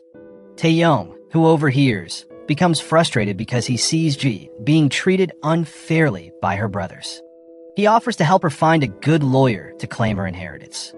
Soon after, Ju-hee and Tae-young meet Alex Bu, who impresses them with his ability to tell the difference between real and fake paintings. Meanwhile, Seung-cheon takes Mun-ki to Sung-ae's salon and gives her his phone number, telling her to call if she needs help. Unbeknownst to them, Jang-geun is at the salon spying on Seung-cheon under Yeojin's orders, hoping to find his weaknesses. After consulting his lawyer, Seung-cheon informs Ju-hee that she may need to give up her father's inheritance because Sang-guk is heavily in debt. He also reveals that the house she lives in is going to be auctioned by Gum-sok. One night, Tae-young gets into a fight with Dong-pil, who is flirting with Sun-hae. In a fit of anger, Tae-young takes the wheel of Dong-pil's car and drives off with him. Sung-hae asks Seung-cheon to help stop Tae-young's reckless actions. Eventually, he manages to halt the car that Tae-young is driving. Seung-cheon then warns Dong-pil to forget about the incident or he will expose secrets about his company. Meanwhile, Yeojin tries to evade Tae-young's attack and reports him to the police, hoping to force Seung-cheon to obey her. Jun-tae continues to gather information, suspecting that Tae-young might be involved in Sang-guk's murder. Later that night, Jun-tae questions Seung-cheon about Sang-guk's death. Soon after, several people claiming to be police officers arrest him and take him away. It turns out this is part of the welcoming ceremony for Seung-cheon joining the Amicus Club, a group of influential business leaders and conglomerates. There, he sees some of his school friends, including Jang-geun and Yeojin. As Seung-cheon tries to leave, Jun-tae hands him a drink that has sleeping pills in it. Jun-tae then asks him about Sang-guk's death, but Seung-cheon insists he did not kill Sang-guk. Unbeknownst to them, Yeojin is eavesdropping on their conversation. Elsewhere, Tae-young gives Ju-hee a stun gun for protection since she lives alone. However, he feels uneasy when he sees a photo of Sang-guk in her room. The next morning, Seung-cheon wakes up from a nightmare in which Tae-young killed his family. He asks Mun-ki what he thinks about Tae-young. Mun-ki reveals that Tae-young can be stubborn and sometimes annoying, but he is also kind and caring. He adds that Tae-young panics whenever he sees blood. The following day, Yeojin visits Hyun-do and informs him about Jun-tae's treatment of Seung-cheon. She realizes that if Seung-cheon gets into trouble, her plans to improve the Dasan Group's fortune will fail. Yeojin expresses her desire to get engaged to Seung-cheon. Meanwhile, at the convenience store, Seung-cheon deliberately tries to provoke Tae-young to see how much he can control his anger. However, he finds no evidence that Tae-young is capable of killing someone. At home, Hyun-do is furious with Jun-tae for treating Tae-young like a criminal and beats Jun-tae with a stick. Young-sin tries to calm her husband down, explaining that Jun-tae has always followed Hyun-do's orders to help the struggling Tae-young. Soon after, Hyun-do accuses Young-sin of wanting to control the Dasan Group's assets. On the other hand, Ju-hee, having been kicked out of her house, decides to stay in a hotel. Suk gives her 500 million won and cuts all family ties with her. Elsewhere, Seung-cheon is on a historical tour with the Amicus Club, where he discovers that Juntae has bullied Taeyong since they were teenagers. During the tour, he learns about proper stock trading. Yeojin warns Seung-cheon to be careful, as Juntae is suspicious about Sang-guk's death. She also advises him to ensure that Joo-hee does not hear any rumors about her father's murder. A few days later, Lee Jol sat nervously in the office of a famous webtoon company, waiting for his interview. Sadly, the manager decided he wasn't drawing well enough since the accident he had. At home, Lee Jol felt upset about the tuition fees for Taeyong, his son. Taeyong surprised him by saying he didn't want to go to college and preferred to start working instead. Meanwhile, at Hyeon-do's house, Young-sin encountered Juntae, who had been hurt by her husband. While talking, she spotted Taeyong's jacket online. It was supposed to be burned, but the maid was selling it. Young-sin quickly asked her maid to return the jacket, feeling certain that Hyeon-do was hiding something important. That night, Joo-hee met Seung-cheon at a cafe with Taeyong. Seung-cheon kindly asked her to think of him as a friend and to reach out if she needed help. On her way home, Joo-hee received a call from her old maid. The maid wanted money in exchange for information about Joo-hee's father's death. Days later, during a meeting at the Dawson Group, Hyeon-do seemed to like Seung-cheon's advertising idea. Alex Boo praised him and told Hyeon-do that his son would become a great businessman one day. At a cafe, Eugene accidentally saw Joo-hee handing over money from a suitcase to Taeyong. She realized Joo-hee planned to give it to her former maid, who had information about her father. Worried, Eugene called Seung-cheon to stop Joo-hee from meeting the maid. At a busy intersection, Seung-cheon noticed the maid heading toward Joo-hee. Suddenly, a truck hit the maid and she died on the spot. Seung-cheon recognized that Hyeon-do was behind this, and he hurried away, even though Joo-hee saw him leave. The sight of the blood triggered Taeyong's anxiety, causing Joo-hee to panic and drop her suitcase. Elsewhere, Young-sin was on the phone with Juntae. She discovered that the blood on Taeyong's suit belonged to Sang-guk. Juntae then plotted to use this against Hyeon-do, hoping to force him to give all of Taeyong's assets to him. He also demanded that Hyeon-do send his son to America. Meanwhile, Joo-hee had to leave the hotel after her money was stolen. Taeyong felt that life was unfair to him, especially as he watched his parents struggle to pay for Lee Jol's medical treatment. In his despair, Alex Boo called Taeyong, offering a quick way to make money. At Hyeon-do's house, Juntae was seen beating Seung-cheon with a stick. A flashback revealed that Juntae had shot James in the past, but had blamed Taeyong, who was in America at the time. Taeyong, innocent and scared, was forced to confess that he shot James because Juntae threatened to kill him. In the present, Yeojin attends a pajama party and runs into Joo-hee. Joo-hee mistakenly thinks that the suitcase Yeojin is carrying belongs to her. After Yeojin proves that she is not at fault, she remarks that her father's company going bankrupt is karma because in the past, when she was still known as Nara, she felt hurt by Joo-hee. In reality, Yeojin had taken Joo-hee's chosen suitcase. Instead of returning it, she gives it to a homeless woman on the street. Meanwhile, Hyeon-do has secured Taeyong's jacket, which is stained with Sang-guk's blood. He decides to send Seung-cheon to America, not wanting his son to get into more trouble.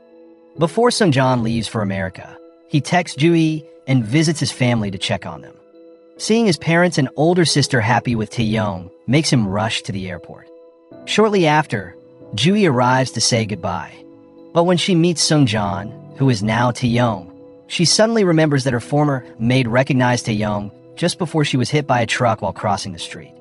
Joo-hee quickly assumes that Taeyong is the person her maid saw the night her father died, and she accuses him of being responsible for her father's death. Upset, she demands that Taeyong confess to killing her father. Before she can cause a scene at the airport, the Hwang family's guards stop her and escort her away. Seeing Joo-hee's anger and pain makes Seung-cheon even sadder, as the girl he loves now hates him. 10 years later, Taeyong, still living as Seung-cheon, goes for a job interview at a company. Although he meets all the qualifications, the company looks down on him because he comes from a poor background. After the interview, as he leaves, he notices an advertisement for Yeojin's beauty product business, which has made her very successful. At Yeojin's office, Jang-geun, who now runs an entertainment business, tries to convince her to be a guest on his variety show. Just then, Joo-hee, who works in the investigative division of a TV station, calls Jang-geun.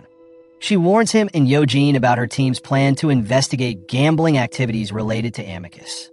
The Amicus Party, hosted by wealthy business people, is buzzing with excitement. Joo-hee and Tae-young, working undercover, pose as waiters at the party to gather evidence of the gambling happening among the guests.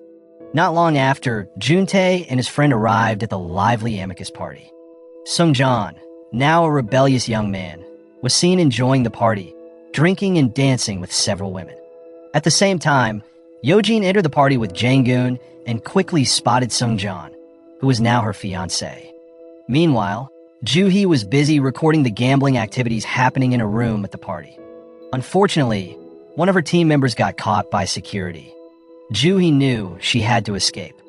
Just then, Seung-cheon found Joo-hee and took her to a safer spot. She was surprised by how much he had changed since she thought he was in America. He asked her if she had been looking for him because she still suspected him of killing her father.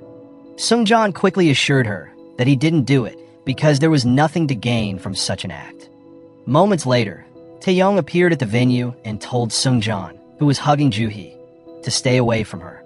Meanwhile, party security, alerted by Yeojin about Joo-hee and Tae-young being part of the investigation team, dragged them out of the party. At that moment, Seung-cheon unexpectedly ran into Jun-tae, who still treated him roughly. However, Seung-cheon seemed unfazed by Jun-tae's rude behavior and appeared indifferent.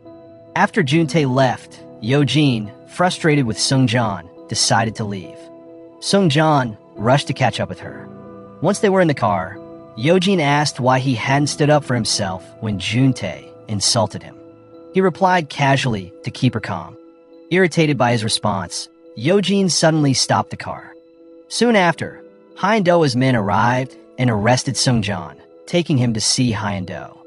When Seung-cheon arrived at Hyun-do's house, a female butler and Young-sin were surprised by how much he had changed. In Hyun-do's room, after asking why Seung-cheon returned to Korea, Seung-cheon explained that he felt bored and lonely in America.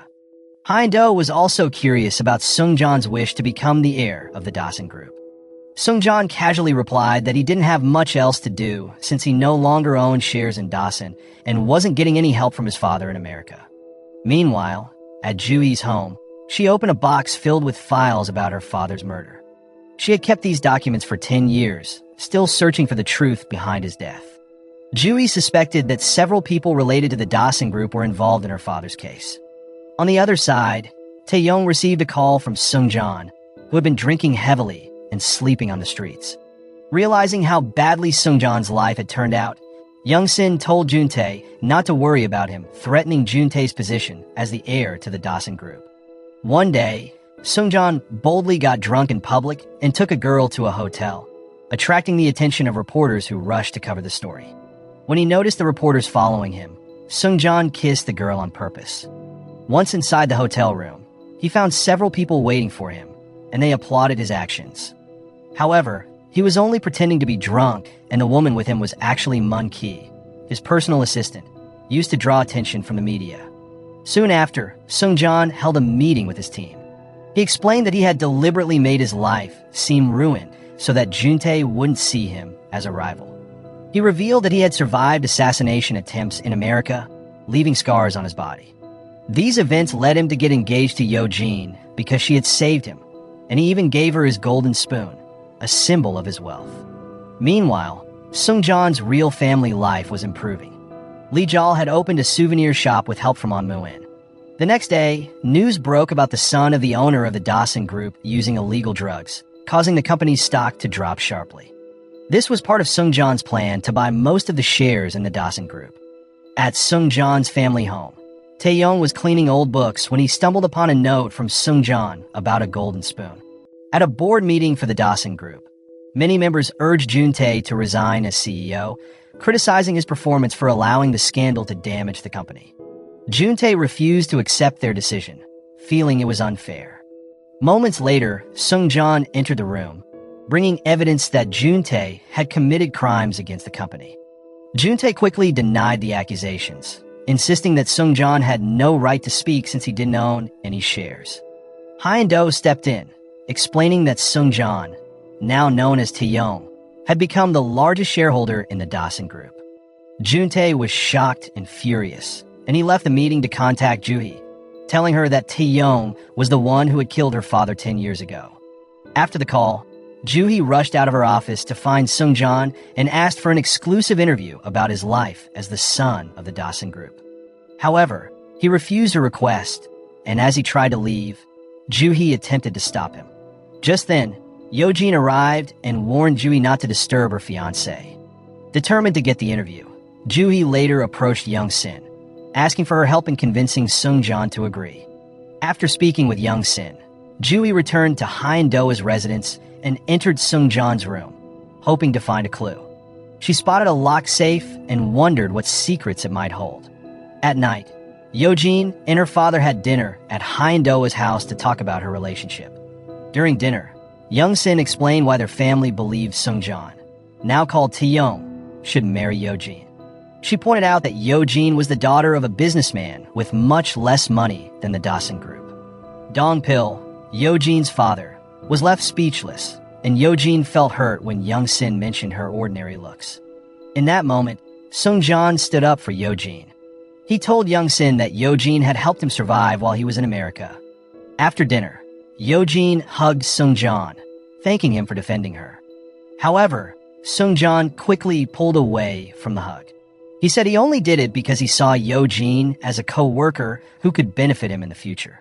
Yeojin, who had fallen in love with him, felt silent and watched as he left. In her room, Yeojin was still upset with Seung-cheon for seeing her as just a business partner.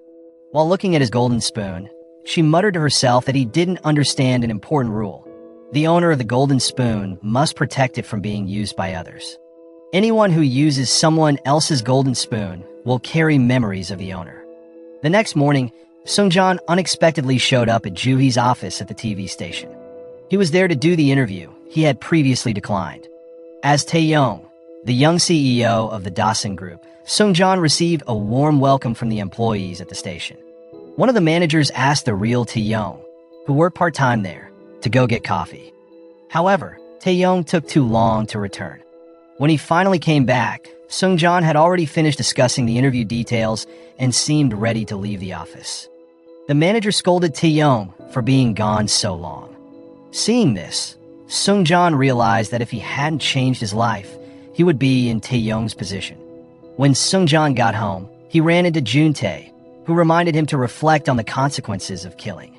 Juntae then revealed that he was the real killer, mentioning the shirt he wore when he had killed a student in America. This annoyed Juntae, and he wondered how Seung-cheon could remember that incident. Feeling frustrated, Juntae decided to calm down at a bar.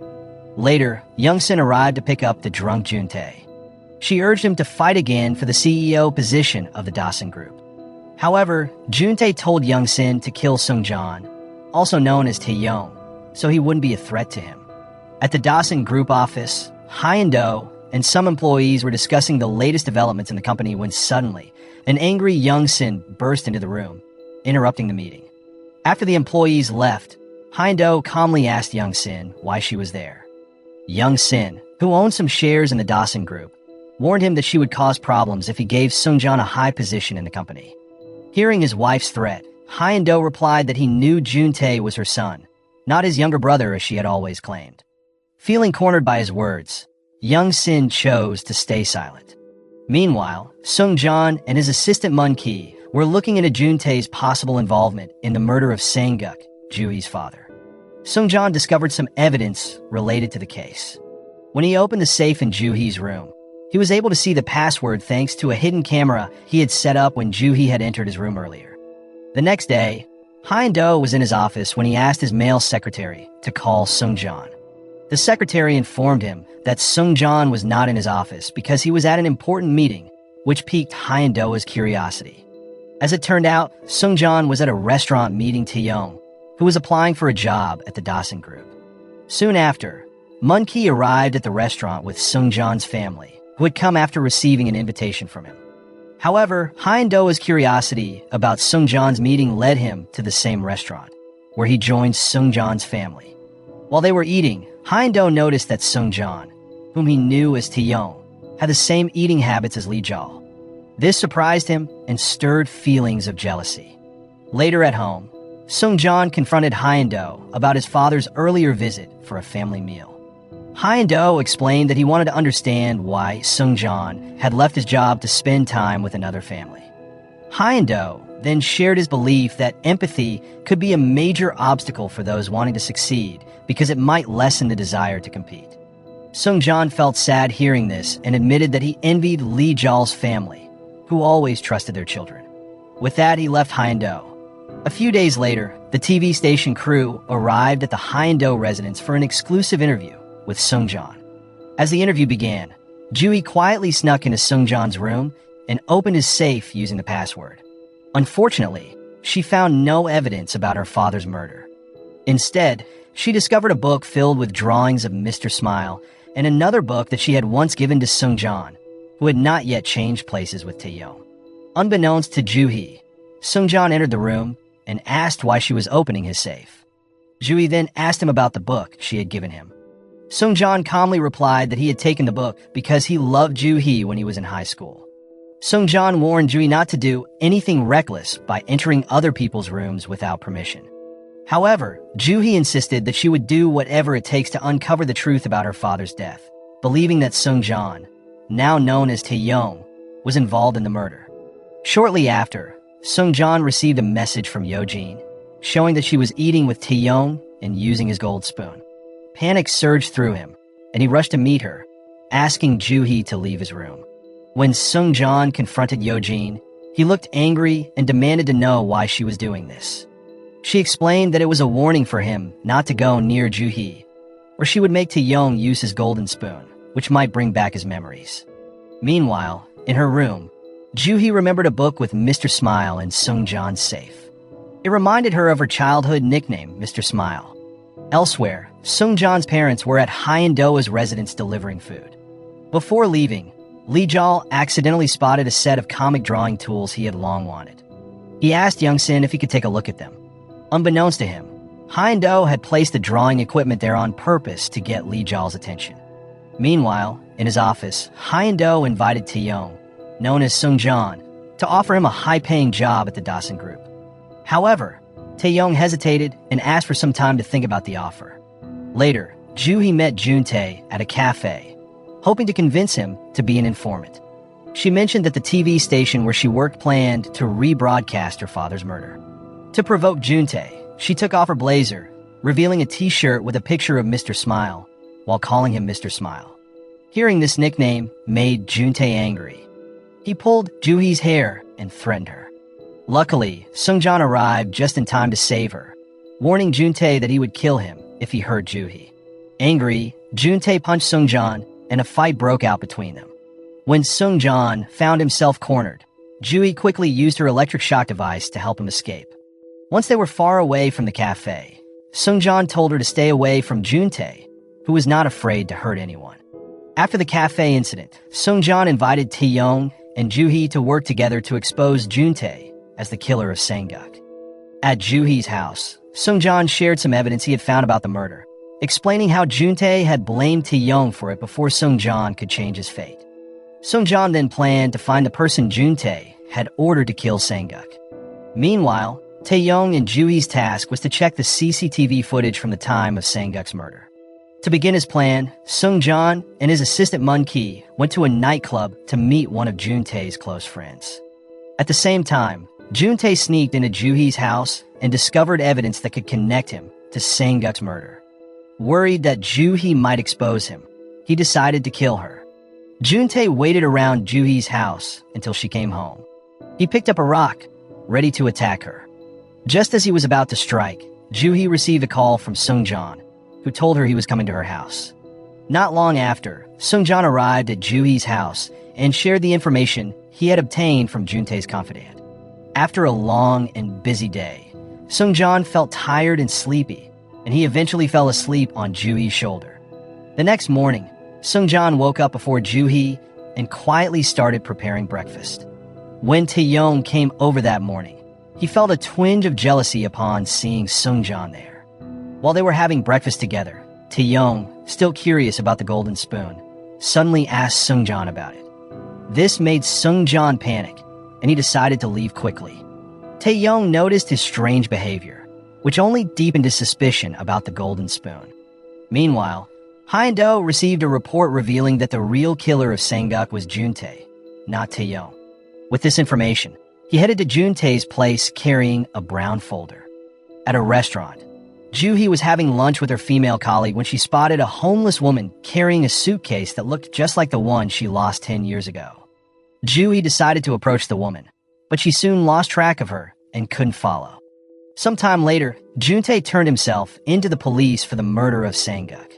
This shocking news spread quickly through various media outlets, leaving Seung-cheon surprised and confused about why Juntae would voluntarily confess. Meanwhile, Taeyong was walking and reflecting on his life when he noticed a crystal ball rolling toward him. He picked it up and returned it to an old lady who was selling antiques.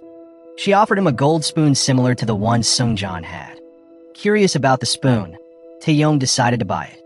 After checking how the golden spoon worked in Seung-cheon's notebook, he realized he was the real Taeyong. With this knowledge, when he delivered food to Han-do's residence, he used the gold spoon to eat the food given to him. Later, Taeyong met Joo-hee and asked her to chat during a break. He felt that he could change his fate again and wanted revenge on Seung-cheon. He told Joo not to give him any gifts for his birthday and asked her not to respond to his declaration of love. He claimed that just being her close friend made him happy enough. Meanwhile, Han-do was busy winning the hearts of many important people in Korea to help launch his business and build the Dasun Group. With his cleverness, he gave out various irresistible gifts, making it easy for him to ask for help when he needed it. However, he faced his first failure when he tried to impress Lee Jol, who loved comics. Lee Jol turned down Han-do's gift. At Seung-cheon's family home, everyone was having dinner together. However, Taeyong, now aware of his true identity, appeared angry, which made Sun-hae, Seung-cheon's mother, feel very sad. When he went to his room, he saw his golden spoon and felt determined to reclaim his position as the only son of the Dasun Group, which Seung-cheon had taken from him. Meanwhile, Seung-cheon knew that Taeyong had visited his residence and used a gold spoon to eat. He instructed the female butler not to let anyone come and eat at his house anymore. On the other hand, Young-sin was feeling down after Juntae's imprisonment, and she began to hold a grudge against Seung-cheon. A few moments later, the female butler visited Young-sin and reported Seung-cheon's earlier requests. After hearing the report, Young-sin decided to invite Taeyong to her house and prepared food for him. She then asked why Seung-cheon had forbidden Taeyong from eating at their home.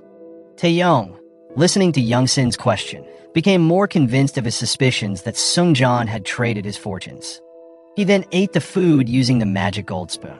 Unbeknownst to them, Han-do had seen Taeyong eating at the house and called Seung-cheon to inform him. Seung-cheon grew even more anxious upon hearing this news and decided to visit his poor family's home. When he arrived, he only found his mother there. After Taeyong returned, Seung-cheon explained that he had come to invite Taeyong for a meal, as Taeyong had asked several times to eat at his house. The next day, Joo-hee was at the office when she received a call from her senior. Her senior had found Joo-hee's lost luggage at the restaurant they often visited, so Joo-hee rushed over. When she arrived and opened the suitcase, she found that her money was missing. She quickly asked a nearby homeless woman about her money. The homeless woman replied that Joo-hee had very little money and it wouldn't be enough to meet her needs as GM Seung-cheon, a member of the Gangnam District Council. Joo-hee and her senior exchanged worried glances, thinking the woman might be mentally unstable. However, the woman explained that GM Seung-cheon was currently her servant, and she was searching for the golden spoon to change her fate. She then asked Seung-cheon to confirm if the spoon she was looking for was indeed a golden spoon that could make someone rich. It was as if Seung-cheon understood her, and she asked Joo-hee where the old woman selling antiques was. Meanwhile, at Seung-cheon's luxurious residence, Taeyong arrived to fulfill Seung-cheon's earlier invitation. When Seung-cheon saw Taeyong take out his gold spoon, he appeared calm, as if he had a plan in mind. Shortly after, Seung-cheon and Taeyong got into an argument. Seung-cheon asked Tae-yong if he was willing to leave his family behind to become rich. In response, Tae-yong accused Seung-cheon of being the one ready to trade his family for wealth. Seung-cheon then urged Tae-yong to eat the food he had prepared, eager to see his reaction when he learned that the golden spoon had been replaced with a fake one during Seung-cheon's visit to his poor family. Suddenly, Tae-yong refused to eat the food and started to walk away. Seung-cheon, surprised and angry, chased after him and insisted that he eat the meal. But Tae-yong stood firm, saying he would never exchange a loving family for riches. He declared that he was ready to be Seung-cheon forever. After their heated exchange, Tae-yong left, leaving Seung-cheon feeling angry with himself. In an attempt to forget about the argument, Seung-cheon decided to go to a bar and drink. When Yeojin arrived to see him, he opened up about everything that had happened. He felt defeated by Tae-yong, who had chosen family over wealth. Yeojin reminded Seung-cheon that it wasn't wrong for people like them to seek wealth, especially after their difficult past. Feeling understood, Seung-cheon, who was starting to get drunk, agreed to go with her to a hotel. In the hotel room, they did something unexpected, but when Seung-cheon remembered Joo-hee, he suddenly rushed out, leaving Yeojin behind. Meanwhile, Joo-hee was walking home, thinking about the golden spoon the homeless woman had mentioned and the strange behavior of Tae-yong. She started to believe that the Tae-yong she knew was actually Seung-cheon. When Joo-hee arrived at her house, she saw Seung-cheon waiting for her outside. He hugged her tightly, saying he missed her. When Joo-hee asked if it was really him, he immediately pulled away and left. Time passed, and the servants at the Hyundai residence were busy preparing for Seung-cheon's birthday, now celebrated as Tae-yong. Amidst the chaos, Seung-cheon spotted Tae-yong arriving to deliver the ordered food. He felt surprised because he remembered the rule that they shouldn't meet each other's parents on birthdays. Before Seung-cheon could stop this from happening, Hyundai walked in and saw both him and Tae-yong together. However, nothing seemed to go wrong because Hyundai kept calling him Tae-yong, thinking the rule didn't apply in this case. Later, while Seung-cheon was distracted, his parents arrived, and in a twist of fate, Lee Jol called Seung-cheon by his real name. Realizing that their fates had changed again, Seung-cheon quickly swapped his cell phone with Tae-yong's and sent him a message to agree to Hyundai's plan, which involved splitting the company's shares so that Tae-yong wouldn't get into trouble. After finishing the food delivery, Seung-cheon, now with his father, said goodbye and left, hoping to find the old woman who sold golden spoons. Unfortunately, he could not locate her. Confused, he then ran into his mother. Meanwhile, Joo-hee was walking towards Seung-cheon's family home when she was suddenly greeted by Lee Jol, who had just made a delivery. They walked together to his house. When they arrived at the front of the house, Joo-hee noticed Lee Jol entering several passwords, which were the same as the password for Seung-cheon's safe. Realizing this, she asked about the combination, which was Seung-cheon and Seung-ae's birthdays reversed. Suspecting that something was wrong, she quickly said goodbye to Lee Jol and headed to the Dawson Group company. In another room, Yeojin was waiting for Seung-cheon, unaware that he and Tae-yong had switched places again. When Tae-yong finally arrived, Yeojin slapped him, upset that he had left her alone at the hotel the night before. He looked surprised and confused, not understanding her words. Suddenly, he began to experience flashes of Seung-cheon's memories. Seeing his strange behavior, Yeojin realized that Seung-cheon had switched places with Tae-yong once more. At Seung-cheon's house, he was enjoying dinner with his family when suddenly his phone rang. He stepped away from the dining table to answer the call. It was Yeojin, and she congratulated him on returning to his real family. Seung-cheon was surprised and asked her how she knew this. Yeojin explained casually that she had met Tae-yong and guessed that either he or Tae-yong had met each other's parents on their birthdays. Seung-cheon then told her about the golden spoon rule that didn't apply when Tae-yong met Hyundai earlier. Yeojin speculated that Tae-yong might not be Hyundai's biological child. Seung-cheon then asked Yeojin to switch places with Tae-yong again. However, still annoyed, Yeojin simply replied that it was a fitting punishment for him for leaving her alone at the hotel, and then she hung up. After the call, Yeojin was startled to see Joo-hee and worried that she might have overheard her conversation with Seung-cheon. She quickly asked why Joo-hee was there. Joo-hee smiled and said she wanted to wish Tae-yong a happy birthday. Meanwhile, in prison, Juntae was visited by Young-sin. He explained how he had finally turned himself in as a suspect in Sang-guk's murder. Juntae revealed that on the night Sang-guk was killed, he did not meet him. However, Han-do had threatened to reveal that Juntae had killed students in America if he didn't admit to killing Sang-guk. Feeling cornered, Juntae agreed to Han-do's wishes, believing that Han-do would help him get out of prison soon. On the other hand, as Seung-cheon walked along the pavement, thinking about returning to being Tae-yong, he was suddenly surprised when Joo-hee drove by and invited him to the beach.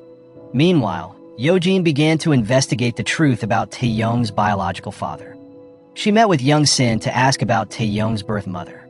Young-sin explained that Tae-yong's biological mother was unstable because she had an affair with Han-do's best friend and constantly asked for a divorce.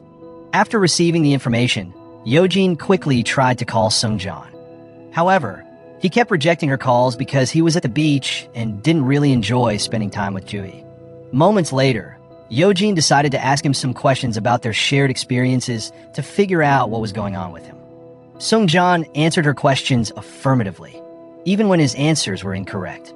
This made Joo-hee realize that he had switched places with Tae-yong again, as she had overheard part of Yo-jin's previous phone conversation. Even though she discovered the truth, she tried to hide it and continued having fun with Seung-cheon. After some time, Joo-hee finally confronted Seung-cheon, saying she knew he had exchanged fortunes with Tae-yong. Seung-cheon was surprised and upset to hear her confession. He asked her not to bring it up again, leaving her alone on the beach. As the sun began to set, Joo-hee sat on the beach deep in thought. Suddenly, Seung-cheon approached her again and admitted that he had left both his family and her to become rich. Hearing this, Joo-hee hugged him tightly, expressing how much she missed the real Seung-cheon. That night, Yo-jin was still thinking about Seung-cheon, who had returned to his original life. Although she had seen him as just a business partner before, she now realized she had fallen in love with him. Meanwhile, Seung-cheon continued to spend time with Joo-hee in the car after coming back from the beach. Unbeknownst to them, Yo-jin was nearby and saw them having fun, which made her feel jealous. Annoyed with Seung-cheon, Yo-jin decided to meet Lee Jal and invited him to dinner, saying she had something important to discuss. On the other side, Tae-yong had returned to his luxurious life and was enjoying a glass of red wine. Suddenly, he accidentally knocked the wine bottle over, spilling it on the floor. This reminded him of the flash of Sang-guk's death, causing him to panic. He quickly ran out of the room to find Mun-ki. Elsewhere, Han-do was seen at an art museum owned by Alex Boo. Meanwhile, when Joo-hee noticed something about the golden spoon, she immediately called Seung-cheon and asked him to meet her near the place where the old lady selling antiques usually was. On the other hand, Tae-yong was having a panic attack after seeing the spilled pool of red wine. The sight triggered memories of how Joo-hee's father had died. He felt anger towards Sang-guk, especially after discussing what had happened in America, but he decided to leave Sang-guk's house. After leaving, Tae-yong changed his mind and returned, driven by curiosity about the complete story of what happened to him in America. When he arrived back at the house, he found Sang-guk lying in a pool of blood. This sight made his anxiety return, and he felt dizzy and semi-conscious. In that moment, he caught a brief glimpse of Han-do's face before he finally collapsed. After a long wait, Seung-cheon finally came to see Joo-hee. Knowing he had 3 chances to choose his parents, Joo-hee pleaded with him not to choose to be Tae-yong. Unfortunately, Seung-cheon could not grant her request because he had switched places with Tae-yong again after the clock struck midnight. Inside the museum, Han-do walked towards a display of golden spoons. This revealed that he was also a gold spoon user, someone who could change his life. 20 years ago, he had been Kwon Yohan, who was his best friend. Yohan did not come from a wealthy family like Han-do, and he felt jealous of his friend's life as the heir to the Dasan Group. His jealousy grew when Han-do married Tae-yong's biological mother, creating a happy family with a son named Tae-yong. One day, Yohan met an old woman selling antiques who offered him a gold spoon. He bought it and used it, eventually achieving his dream of becoming Han-do. Meanwhile, Joo-hee felt confused. She had been sure that the person in front of her was Seung-cheon, but now he seemed to be Tae-yong. Seung-cheon then assured Joo-hee that the Tae-yong in front of her was indeed Seung-cheon. Having switched places again, He hurried back to Hyeon-do's residence to find Taeyong, who looked confused about why he was suddenly in someone else's house. Seung-cheon explained that they had switched places again and told Taeyong that Hyeon-do was not his real father. Unfortunately, their conversation was interrupted when Hyeon-do arrived. At Seung-cheon's house, Lee Jol was deep in thought after meeting Yo-jin at the restaurant. During their meeting, Lee Jol received a gold spoon that belonged to Seung-cheon. Yo-jin encouraged him to eat the food served with the spoon if he wanted to know what Seung-cheon had been doing lately. Curious, Lee Jol decided to use the spoon to eat. Suddenly, he was flooded with memories of Seung-cheon changing his fate with Taeyong. This realization made him very sad and disappointed in his son, who was willing to leave his family for the sake of wealth. The next day, Seung-cheon was in the office lobby when he spotted his father waiting for him. Lee Jol looked excited to invite him to lunch, which made Seung-cheon very happy. Unfortunately, just as he was about to accept, Hyeon-do arrived and asked him to come along with him instead. On their way to the meeting, Seung-cheon wondered about his father's unexpected visit to the office. Hyeon-do noticed that Seung-cheon seemed lost in thought and reprimanded him. He explained that he would be meeting all his colleagues and wanted to introduce Seung-cheon as his successor in the company. Hearing this made Seung-cheon very happy, as it meant his goal of becoming the heir to the Dawson Group was close to being achieved. Meanwhile, Joo-hee was with Taeyong, giving him a birthday present. When he opened the gift, Joo-hee accidentally called him by his real name. This surprised him, as it revealed that she knew everything about his fortune swap with Seung-cheon. After his meeting with Hyeon-do, Seung-cheon went to see Yo-jin to call off their engagement. He realized he could not love her, no matter how hard he tried. Yo-jin was not ready to accept this decision and threatened to give his golden spoon to Lee Jol. Seung-cheon replied that he believed Yo-jin wouldn't do that because he thought she had a good heart. After he left, Yo-jin realized she had made a big mistake by giving the golden spoon to Lee Jol. Worried, she hurried to find him and asked for Seung-cheon's golden spoon back. Back at Joo-hee's place, she was having lunch with Seok-ja. She showed Seok-ja a photo of Yo-jin, trying to find out if she was the person who had given a suitcase filled with money to Seok-ja years ago. When Seok-ja saw the photo, she confirmed that it was indeed Yo-jin. While they ate, Seok-ja revealed that she was GM Seok-ja, the real counselor of Gangnam, and that the current Seok-ja was just her servant. Seok-ja explained that she loved the husband of her maid, who was her first love. To be with him, she had agreed to swap her fate with her maids. However, the man sold her golden spoon, and since then, she had been unable to change her fate again. Meanwhile, Seung-cheon, knowing that Taeyong is not Hyeon-do's biological child, asked his assistant Monkey to investigate Hyeon-do's background. On the other side, Seung-cheon's family was spending time together in a park. Lee Jol, now aware of the truth, was trying to accept that the Seung-cheon with him was actually Taeyong. He was determined to love Taeyong as if he were his own son, trying to forget the real Seung-cheon. Later that night, when Seung-cheon's family returned home, they found him waiting in front of their house. Seeing his son there, Lee Jol felt disappointed and quickly told him to leave.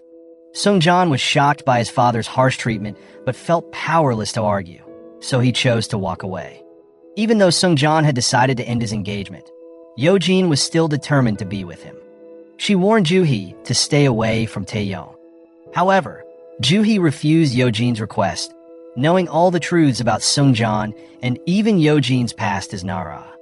Instead of arguing, Joo-hee calmly acknowledged everything she knew. The next day, Taeyong was hanging out with his friends, chatting about the latest gossip in the Dawson Group. They mentioned Johan, Hyeon-do's best friend, who had suddenly disappeared. This made Taeyong suspicious that Johan might be connected to his biological father. Meanwhile, in prison, Juntae was fighting with Weenum, Yo-jin's father. The fight left Juntae seriously injured, and he had to be rushed to the hospital for treatment. Back at home, Seung-cheon received a call from Lee Jol, who invited him to dinner. Excited to see his father, Seung-cheon immediately agreed. At the same time, Lee Jol was buying a new suit for Taeyong, even though he knew Taeyong was not his real son. On the way home, Lee Jol hugged Taeyong, thanking him for choosing to live with a less wealthy family. He promised to try to be a good father to Taeyong. Not long after, Taeyong said goodbye to Lee Jol and headed to a branch of the Dawson group to ask about Johan. Meanwhile, Young-sin was at the hospital, keeping Juntae company. She called Hyun-do to share her happiness about delaying Juntae's sentencing because of his health condition. However, Hyun-do was not pleased with the news. He believed Young-sin had made a serious mistake by helping a murderer. Hyun-do explained all the crimes Juntae had committed, including those in America. Concerned, Young-sin rushed to Juntae's hospital room, only to find that he had escaped. After running away from the hospital, Juntae called Hyun-do, asking to meet. But Hyun-do refused, which frustrated Juntae. He felt he had done everything Hyun-do asked in exchange for being released from prison and becoming the heir to the Dawson group. Hyun-do explained that he had intended to help Juntae, but since Juntae couldn't wait patiently in prison for a month, he decided to give the Dawson group to Seung-cheon, who had endured 10 years of hardship in America. Realizing he couldn't convince Hyun-do, Juntae began plotting to kill Seung-cheon and secretly followed him. Soon after, Seung-cheon finally met his father for dinner at a restaurant. Lee Jol apologized for how he had treated him earlier. While they were chatting, Seung-cheon received a call from Juntae. He felt a wave of panic and quickly asked if he could take the call in the alley behind the restaurant. Once in the narrow alley, Seung-cheon found Juntae waiting for him. Without warning, Juntae attacked him with a drink bottle. Angry, Juntae pulled out a knife and tried to stab Seung-cheon. Just then, Lee Jol rushed in to stop him, but ended up getting stabbed instead. As Lee Jol fell to the ground, covered in blood, Juntae fled the scene. With Lee Jol starting to lose consciousness, he called Seung-cheon by his real name. This made Seung-cheon feel even sadder, realizing that his father had known the truth about him all along. Afterward, Lee Jol was taken to the hospital, but he couldn't be saved because he had lost too much blood. His family gathered in tears when the doctor delivered the heartbreaking news. Taeyong asked Seung-cheon who had stabbed Lee Jol. Still devastated, Seung-cheon didn't answer. Instead, he left immediately to find Juntae. The news of Lee Jol's death reached Hyun-do, who instructed his assistant to arrest Juntae before the police could find him. Meanwhile, at Hyun-do's residence, Young-sin was hosting a party.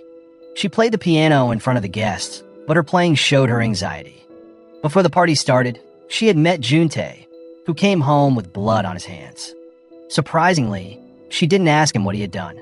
Instead, she helped him clean the blood and told him to stay hidden until the party was over. Later, Seung-cheon returned to Hyun-do's house, looking for Juntae. Unfortunately, Juntae was hiding behind a curtain, so Seung-cheon couldn't find him. After Seung-cheon left, Juntae snuck into Hyun-do's study, planning to kill him. However, Seung-cheon was already waiting for him and immediately attacked. Juntae, skilled in martial arts, quickly cornered Seung-cheon. Luckily, Hyun-do entered the room just in time and aimed a gun at Juntae. Seung-cheon tried to call the police to arrest Juntae, but Hyun-do stopped him, ordering his men to take Seung-cheon out of the room.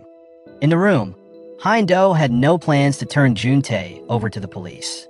He knew that doing so would make the Dawson Group stock drop sharply because of all the media attention. Hyun-do felt grateful that Juntae had killed Lee Jol, who was an obstacle to his goals. He promised to help Juntae avoid the murder charge. However, Juntae didn't trust Hyun-do and pointed his gun at him. Calmly, Hyun-do urged Juntae to put the gun down. His calmness seemed to discourage Juntae, who was feeling uncertain. Hyun-do then revealed a shocking truth. Young-sin was Juntae's real mother, not his older sister. Surprised and disappointed by this revelation, Juntae walked out of the room to find Young-sin. The guests, who had been unaware of his presence, were confused about why Juntae, who was supposed to be in prison, was at home. Juntae pointed his gun at Young-sin, asking her if she really was his mother. The guests, seeing this, became frightened and rushed out of the room. Young-sin, terrified, finally admitted the truth, which made Juntae feel betrayed. In his anger and pain, he decided that he wanted to end his own life. The next day, Lee Jol's funeral took place. An Moon came to pay his respects to the late Lee Jol. Shortly after, Seung-cheon arrived with Joo-hee. At first, Seung-cheon's sister blamed him for their father's death, but eventually, Sun-hae allowed him to pay his respects. Standing before his father's casket, Seung-cheon expressed his sorrow and regretted all his mistakes. His greed for wealth had cost his father's life. That night, Seung-cheon planned to return Tae-yong's golden spoon. He called Tae-yong to meet him by the lake. The next day, they met, and Seung-cheon handed the spoon to Tae-yong, apologizing for ruining his life. Suddenly, Tae-yong asked if Seung-cheon wanted to return to his old life. Filled with guilt over his father's death, Seung-cheon replied that he didn't have the right to choose and left the decision to Tae-yong. Later, Tae-yong took Seung-cheon's golden spoon back to Lee Jae's room. He told Seung-cheon that he had found his real father, Yohan, who had died 20 years ago. Some time had passed, and Seung-cheon was now working hard to become a better person after his father's death. He was busy solving problems in the company, and because of his efforts, the stock value that had dropped was starting to rise again. The small shareholders, including his friends, were happy to see the share prices of the Dawson Group going up. Seung-cheon then decided to visit Alex Bu, who had always supported him. He invited Han-do to lunch at a convenience store, which surprised Han-do because of the change in his son's attitude. During lunch, Seung-cheon explained that he wanted to be a better person and put his family first. Han-do listened but urged Seung-cheon to return to his old self. He warned that this new personality might hold him back from becoming a successful businessman. After meeting with Seung-cheon, Han-do began to plan how to bring back his son's former attitude. That night, Joo-hee was with Seung-cheon while he worked on some company files. She expressed her concerns to him about the deaths of Jun-tae and her father, suggesting that Han-do might have used his influence to cover up the truth. Feeling worried, Seung-cheon immediately called Mun-ki to check on the investigation into Sang-guk's death. When Mun-ki entered the room, he reported that he hadn't found any clues yet. However, he mentioned that Yohan, who had died, was actually discovered by Han-do. Not long after, Seung-cheon called Tae-yong and urgently asked to meet. As Tae-yong walked towards their meeting place on a quiet street, he was followed by several mysterious men who suddenly attacked him. Fortunately, Seung-cheon saw what was happening. He and Mun-ki quickly rushed to help Tae-yong and tried to catch the attackers. Unfortunately, some of the men managed to escape. After the scuffle, Mun-ki explained that these men were trained, suggesting that someone might want to kidnap Tae-yong. Thinking it over, Seung-cheon started to suspect Han-do. He realized that Han-do, who was once known as Yohan, had swapped lives with the real Han-do using a golden spoon. Determined to find the truth, Seung-cheon asked Shi to keep an eye on Tae-yong. After that, he went to his office to search through Han-do's desk, hoping to find evidence to use against him for hurting the people he cared about. Soon after, Seung-cheon and Mun-ki headed to an empty building where Han-do was waiting for them. When they met, Seung-cheon addressed him by his real name, Kwon Yohan. In return, Han-do called Seung-cheon by his true name, admitting that he had known about the fortune swap with Tae-yong all along. Han-do then explained why he continued to use a golden spoon, even though he was born into a wealthy family. He believed that money was a powerful force that could change everything, and he wanted to rise to the highest position to earn even more. He was willing to eliminate anyone who got in his way, including Sang-guk, Joo-hee's father. Seung-cheon, disturbed by Han-do's madness, called him a monster. However, Han-do shot back, saying that Seung-cheon was also a monster like him. He then tried to persuade Seung-cheon to become his successor. Seung-cheon refused, stating that he had reported all of Han-do's crimes.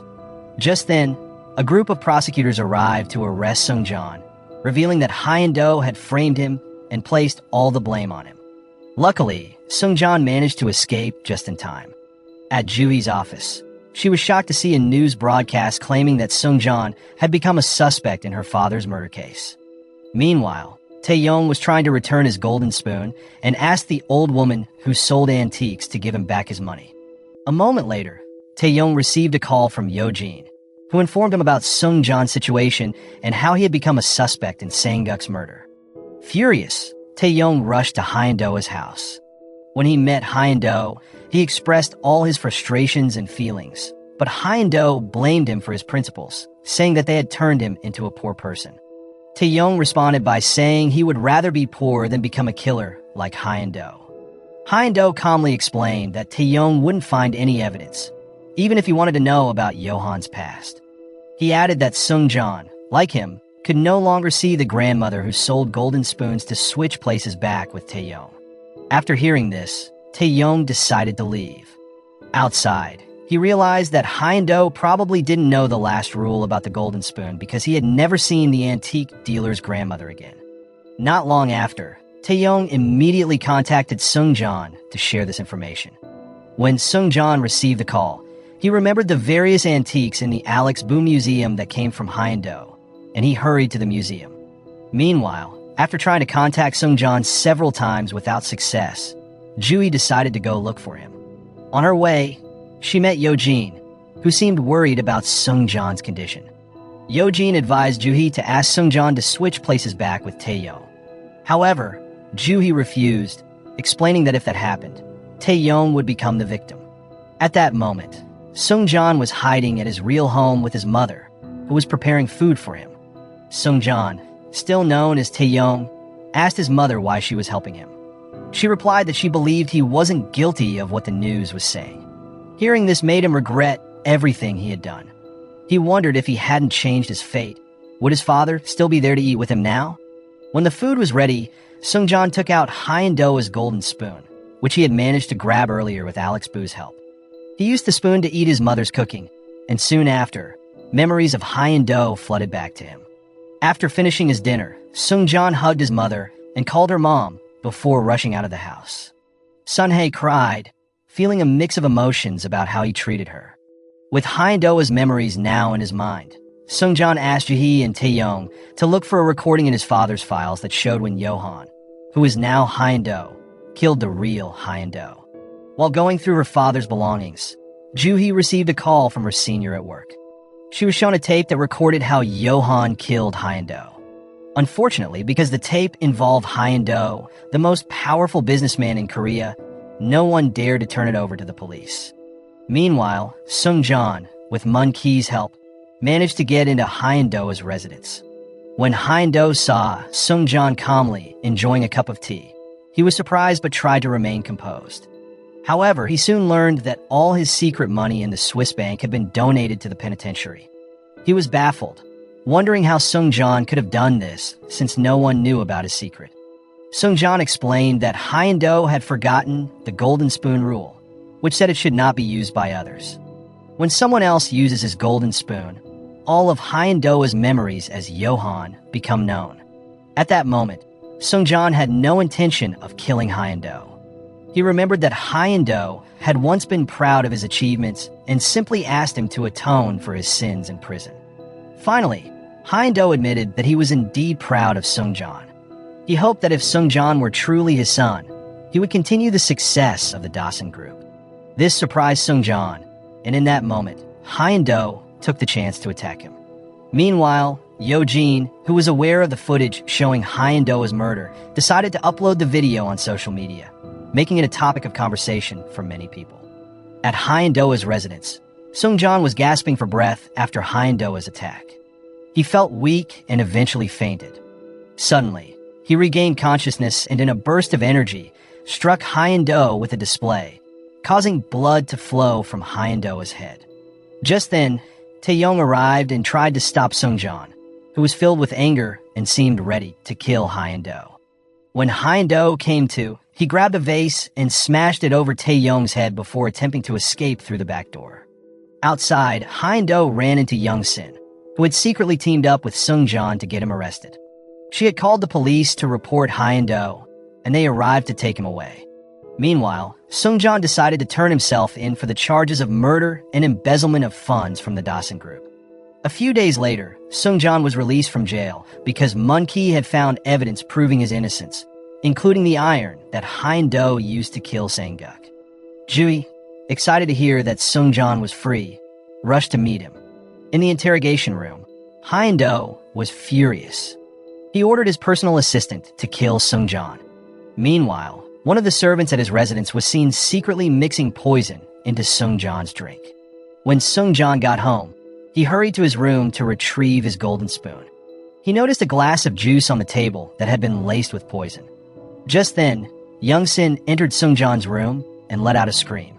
Outside the house, Ju-hee was startled when an ambulance suddenly arrived, and everyone began to panic. In her haste, she ran into the house without noticing that she bumped into someone. When she reached Seung-cheon's room, she heard the devastating news that the only son of the Dawson group had died. She cried hysterically as she watched a man's body being loaded into the ambulance.